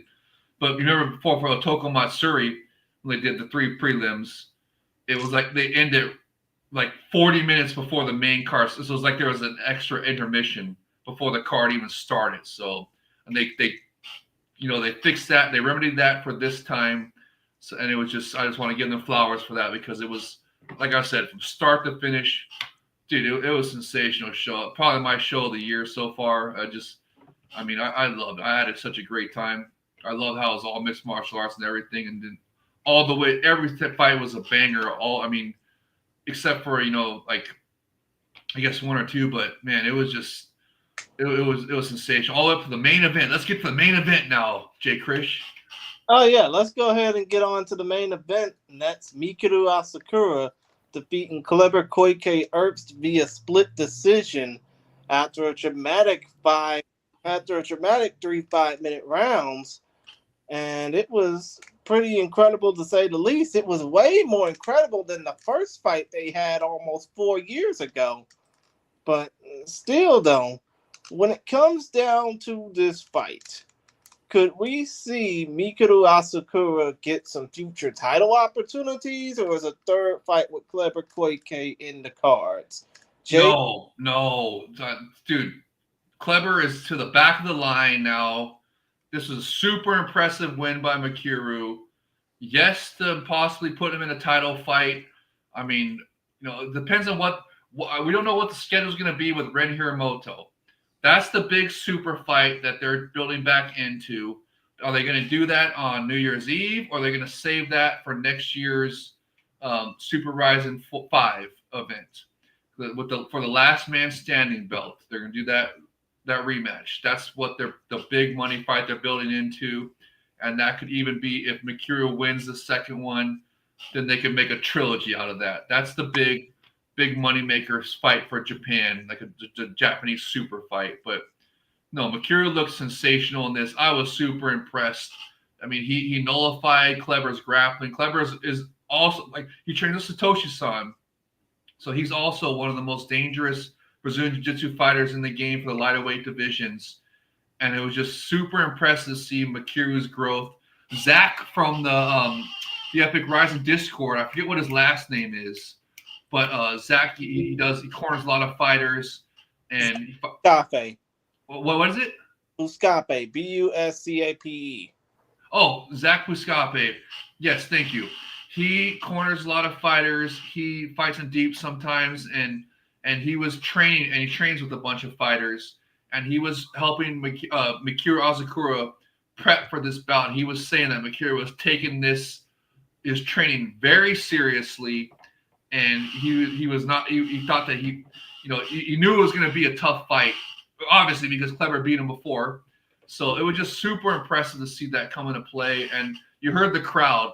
Dude, the crowd was into it, man. They were behind Mikuru. Mikuru is a superstar over there. That's the reason why it was like 45,000 in attendance, or it was like 44 plus in attendance, almost 45,000. So, oh wait, was it 47,000 or 44,000? Right around 45,000. Okay, so it was around 45,000. Still, super impressive number. Most of them were for that was Mikuru selling that number because he's a superstar over there. So it was really impressive to see him get a legit win, see his growth, and just, man, it was just impressive all the way around. Really happy to see, and hopefully this, we're gonna get a couple more years out of Mikuru, because remember before when he was on a little losing streak, he was talking about retiring. He doesn't really need fighting. He's got his Breaking Down promotion, very popular on YouTube, makes a lot of money. But now, hopefully, this reignited the passion for him, and we're going to get some more fights in the future, which I think we will, because I don't know if you saw, but Sakakibara-san, the Rose Goat, CEO of Epic Rising, tweet out a video of him. I guess there was some kind of beef or something between him and Mikuru, where he was saying that he squashed the beef with Mikuru or whatever, and everything was good between them now. So, just all around good news with Mikuru, and just great to see an Azakura action bro, as I like to call them, get back to the top of the mountain, and maybe next is a title fight for New Year's Eve. We'll see. We'll see how that goes. I mean, come to think of it, you also have to realize, in addition to his breaking down running that promotion, which is now more popular than Ryzen, at least in Japan, not so much over here on this side of the Pacific, but he also has a music career as well. Oh, does he? Yes, Nice. he does. He has a music career. Guy's a superstar. Mm-hmm. Now, JBF, before Jay will pretty much interrupted and chimed in, what are your thoughts about this fight and the future for both Mikuru and Kleber? Well, I think the decision was fair. He beat Kleber. Oh, he avenged that submission loss, and they should both move on. They shouldn't even contemplate fighting each other. So Mikuru's in a unique position, as you guys were just talking about. He's popular. He's successful. He could retire. He's got other things going on. So I'm just wondering, I just looked up because I couldn't remember off the top of my head. Shai Delaev's the featherweight champion, right? Yes. So why don't they book Mikuru coming off this win against Shai Delaev, assuming A, he wants the title fight, and that B, there isn't some other, grudge type match, like you were saying, against Ranner, that's, a bigger money fight. But, why not? He should move on. Either give him Ren if that's something he wants to avenge, coming off a TKO loss, or a title shot if he feels like, he could win, and I see no harm in doing that, or move on with his life. As far as Kleber, that's up to him how he feels. It was a competitive fight. He wasn't able to really put him in that much jeopardy with the grappling, but he's got the skills to be a contender but win the belt again. So JBF, you did not agree with the split decision then. You thought Mikuru won handily, just like we did. Again, 3 rounds instead of 5, and having the rules where they just announce the judge, for who they're voting for. It's hard to say, if this was a unified fight, that gives us more grist to argue and say, hey, so he won round 1, but he lost 2 and 3, or he won 1 and 2 and lost 3, or, or this judge saw it this way and that judge saw it that way. There's a lot more to talk about when they just 3 judges each tell us, you win, and you win. It doesn't give us that much to grist to argue about. So I thought Mikuru won. If you were asking me, if I was a judge, Mikuru won. He avenged his loss. They should both move on and fight other people. Agreed. I had Mikuru winning definitely 100%. I was shocked it was a split decision. To me, that was, them not wanting to make it look like it was a home cooking decision for Mikuru.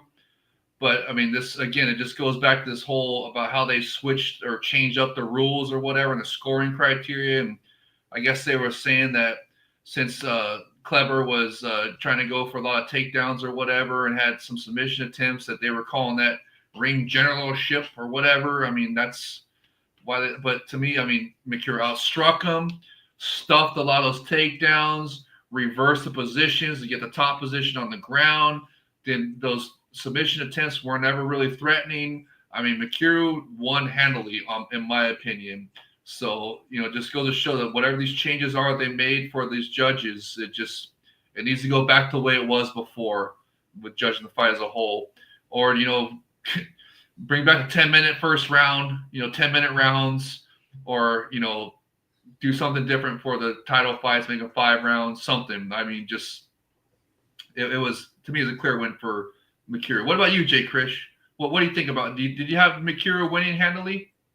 I mean, to be honest, I didn't have a dog in the fight. I just thought that this fight was going to be better than the first fight they had, which now I realize it more than exceeded that because I think that when it came down to the first fight that they had back 4 years ago, you had two fighters on two totally different trajectories, especially considering the fact that Kleber would go on to become a two-time world champion.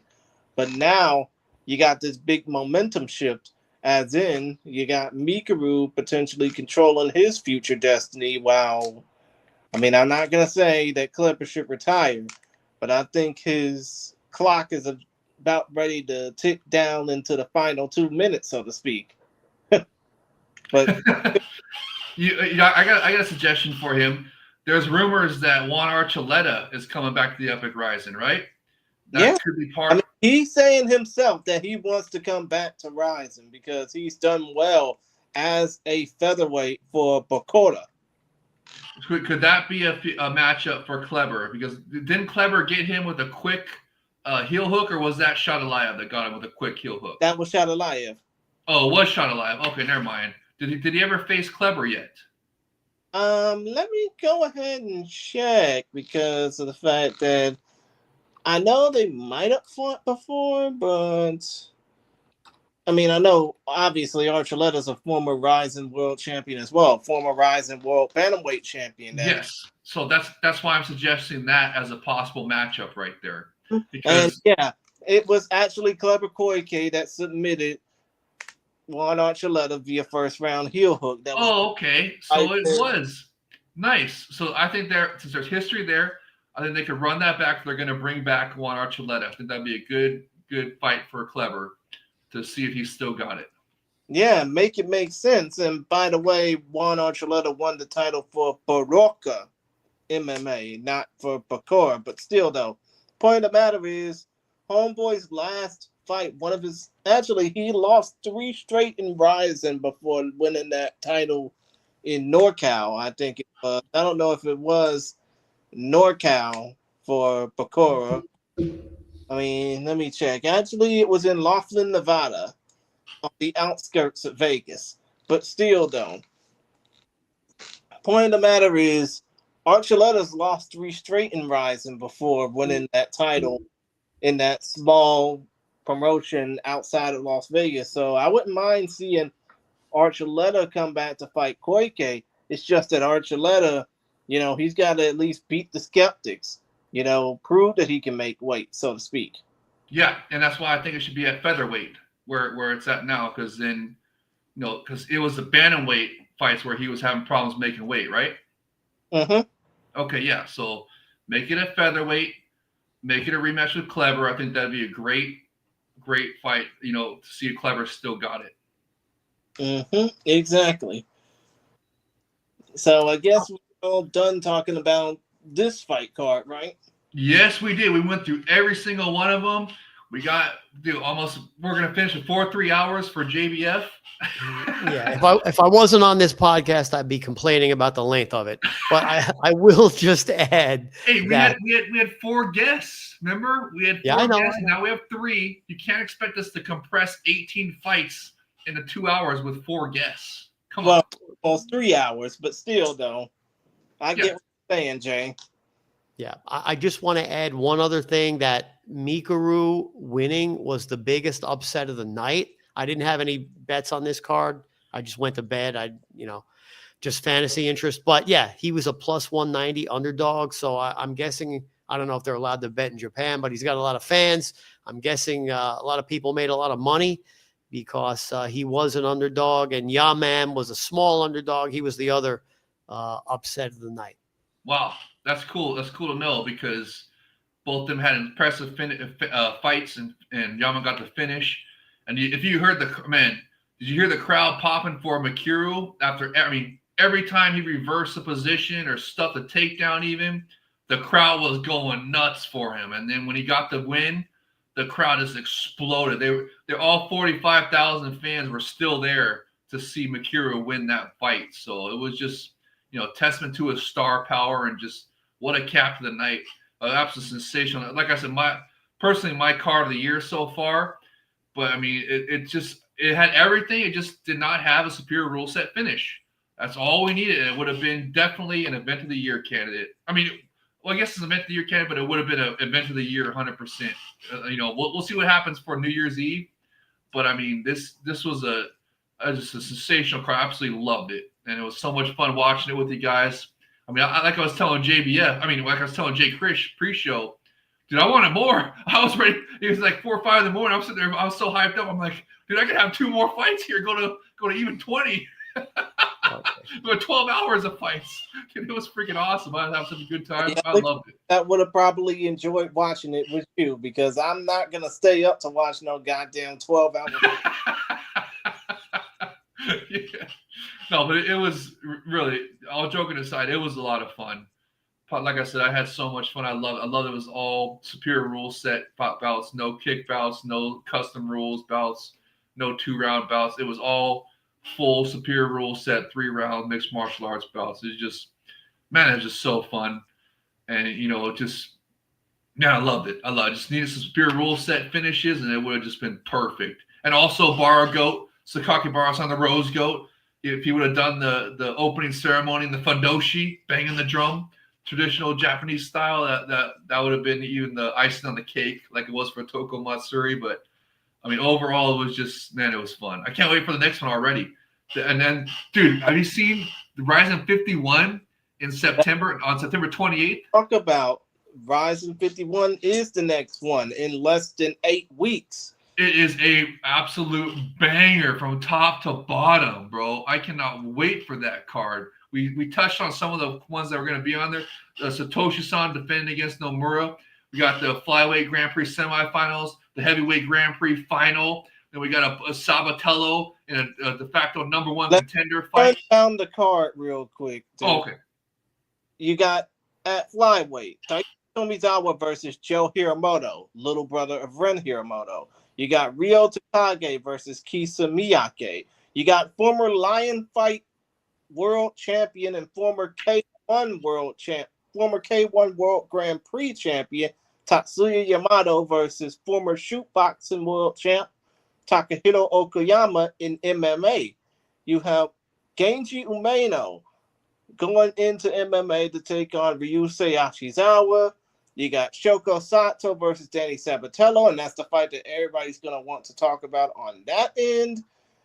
You got the 2 title fights. Rajabali Shardulayev defending his featherweight. Oh, yes. Yeah, Rajabali Shardulayev defending his featherweight title against Viktor Kolesnik. You got banger. Thank you for the Epic Rising for making that happen. That was one of the ones that I had requested, and I'm so happy that they made that happen. Yeah, you got Roberto Satoshi Souza defending the lightweight title against Shunta Nomura, and you got the Flyweight Grand Prix semis and the Heavyweight Grand Prix finals. That's basically what we're expecting to see on the week ending in September 28th, 2025. And unfortunately, the only obstacle we'll have to deal with is watching football later that day. I mean, we're probably going to be bone-ass tired from sun up to sundown watching fights and then watching football. Oh, man, it'll probably take me out of even watching the Monday Night Football. I'll be so, dude, I'm getting older and it's getting harder to stay up to watch these fights, but I love it. I can't help it. And it just takes me out for a couple of days afterwards. But man, it's just fun, dude. I just love it. I can't wait. September 28th is going to be an absolute banger. I can't believe I forgot to mention the Shadalaya Kolesnik bout, one that I personally asked for, and I can't believe they did it because I think Kolesnik is a definite. I mean, dude, he's not going to be no easy win for Shadalayev. So he's going to make Shadalayev work to get that win. So dude, I can't wait. And then of course the heavyweight final to see who faces Ryan Bader. And I bet you they'll have Ryan. I wonder if they'll have Ryan Bader there. Maybe not because it's going to be close to the opening week for the Smashing Machine movie. So maybe he'll have to be doing red carpet stuff. But, man, I just can't wait to see how that plays. I know, dude, I can't believe you guys are dumping on the heavyweight Grand Prix as much. But I think it's awesome. I can't wait to see. I'm hoping Sodakin wins. But, man, whole rest of that card with Sabatello. You're right. We're going to be talking about that one. I can't wait to see Sabatello's trash talk leading up to that. Japanese fans love it, and they still said they're still gonna add like seven or eight more fights to that card for a 15 bout card. So, man, dude, I can't wait. It's gonna be awesome. It's gonna be exciting to wait, and the best part about it is we won't have to wait long because they're gonna be announcing that in a couple of hours as soon as we're done here. Yes, hopefully it's the. I can't wait to see how the flyweight Grand Prix semifinals, what they decide, how this vote thing goes, if we're blowing it out of proportion, dumping on it and everything, and it's going to be interesting to see how that goes. If they announce any more fights for that, if they say Juan Archuleta's coming back, or what they announce, why are they having it so early at 1 p.m. Japan time, which is 9 p.m. Pacific and 12 midnight Eastern. That's pretty early. So that leads me to think there's going to be some international fighters on there announced for international fans. So I'm pretty excited about that. I can't wait to see what the press is going to be. Okay, and Just Bleed fan, you got anything to say about this fight before we start to wrap it up? No, it was an entertaining card. It's a long time before the next card, so we've got plenty of time to prepare. What do you think of the Ryzen 51, that next card, 928? Oh, the next card. Yeah, I like it so far. I like what they announced, and I'm sure we'll get some more surprises along the way. Cool. Okay. So, Jay Chris, do we have time to do, what was our best fight, best knockout and stuff real quick before we do the outros? Or no, you want to just cut it at 3 hours? I mean, we can go ahead and go a little bit over 3 hours because I'm not putting this up as a podcast on the actual podcast. Well, we're at 2:55, so we can still be under 3 hours if we all spit it out. My favorite knockout was Yeah Man. There you go. Nice. Okay, mine as well. I love. You know what? Actually, since you said yeah, I'm gonna go with Ghazi Madav's. That was actually another come from behind victory. Some people are saying that Ghazi Madav was kind of slowing down that second round, so it was really impressive seeing him come back in that third round and score that knockout. That was awesome. But my finish of the night had to be Ando's. That rear naked choke with poor Jiang Yang spitting up blood, looked like he got killed. That was just highlight of the night.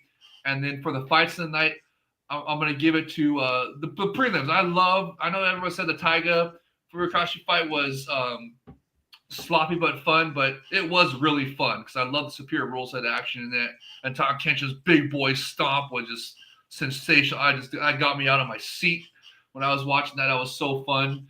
And then, for the main cards fight, man, it's tough to pick just one.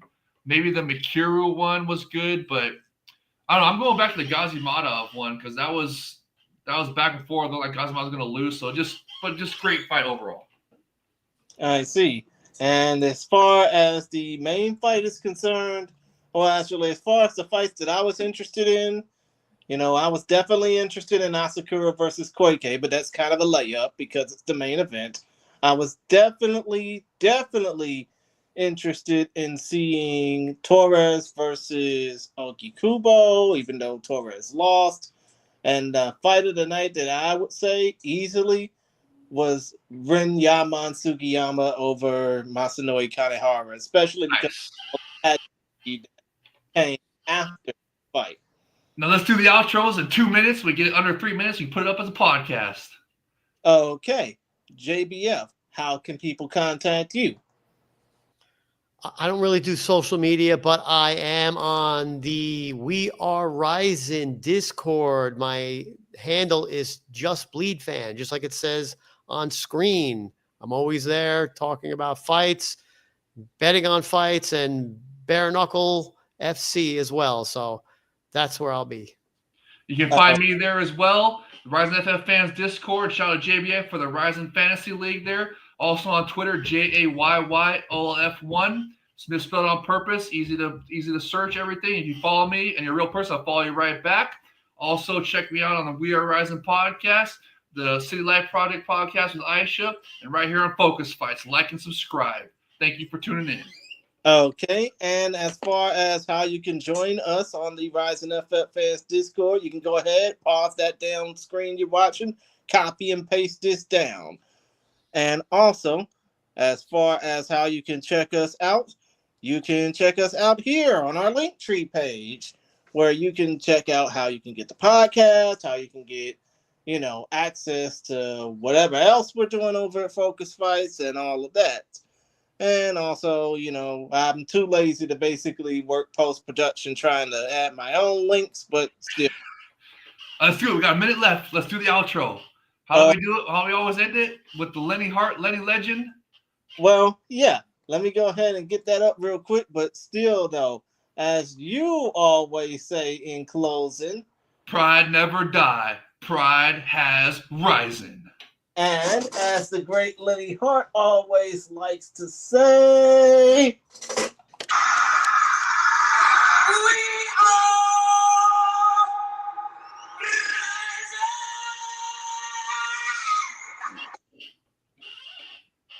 And we out. we out. Talk to y'all later. Good to get that done in 3 hours.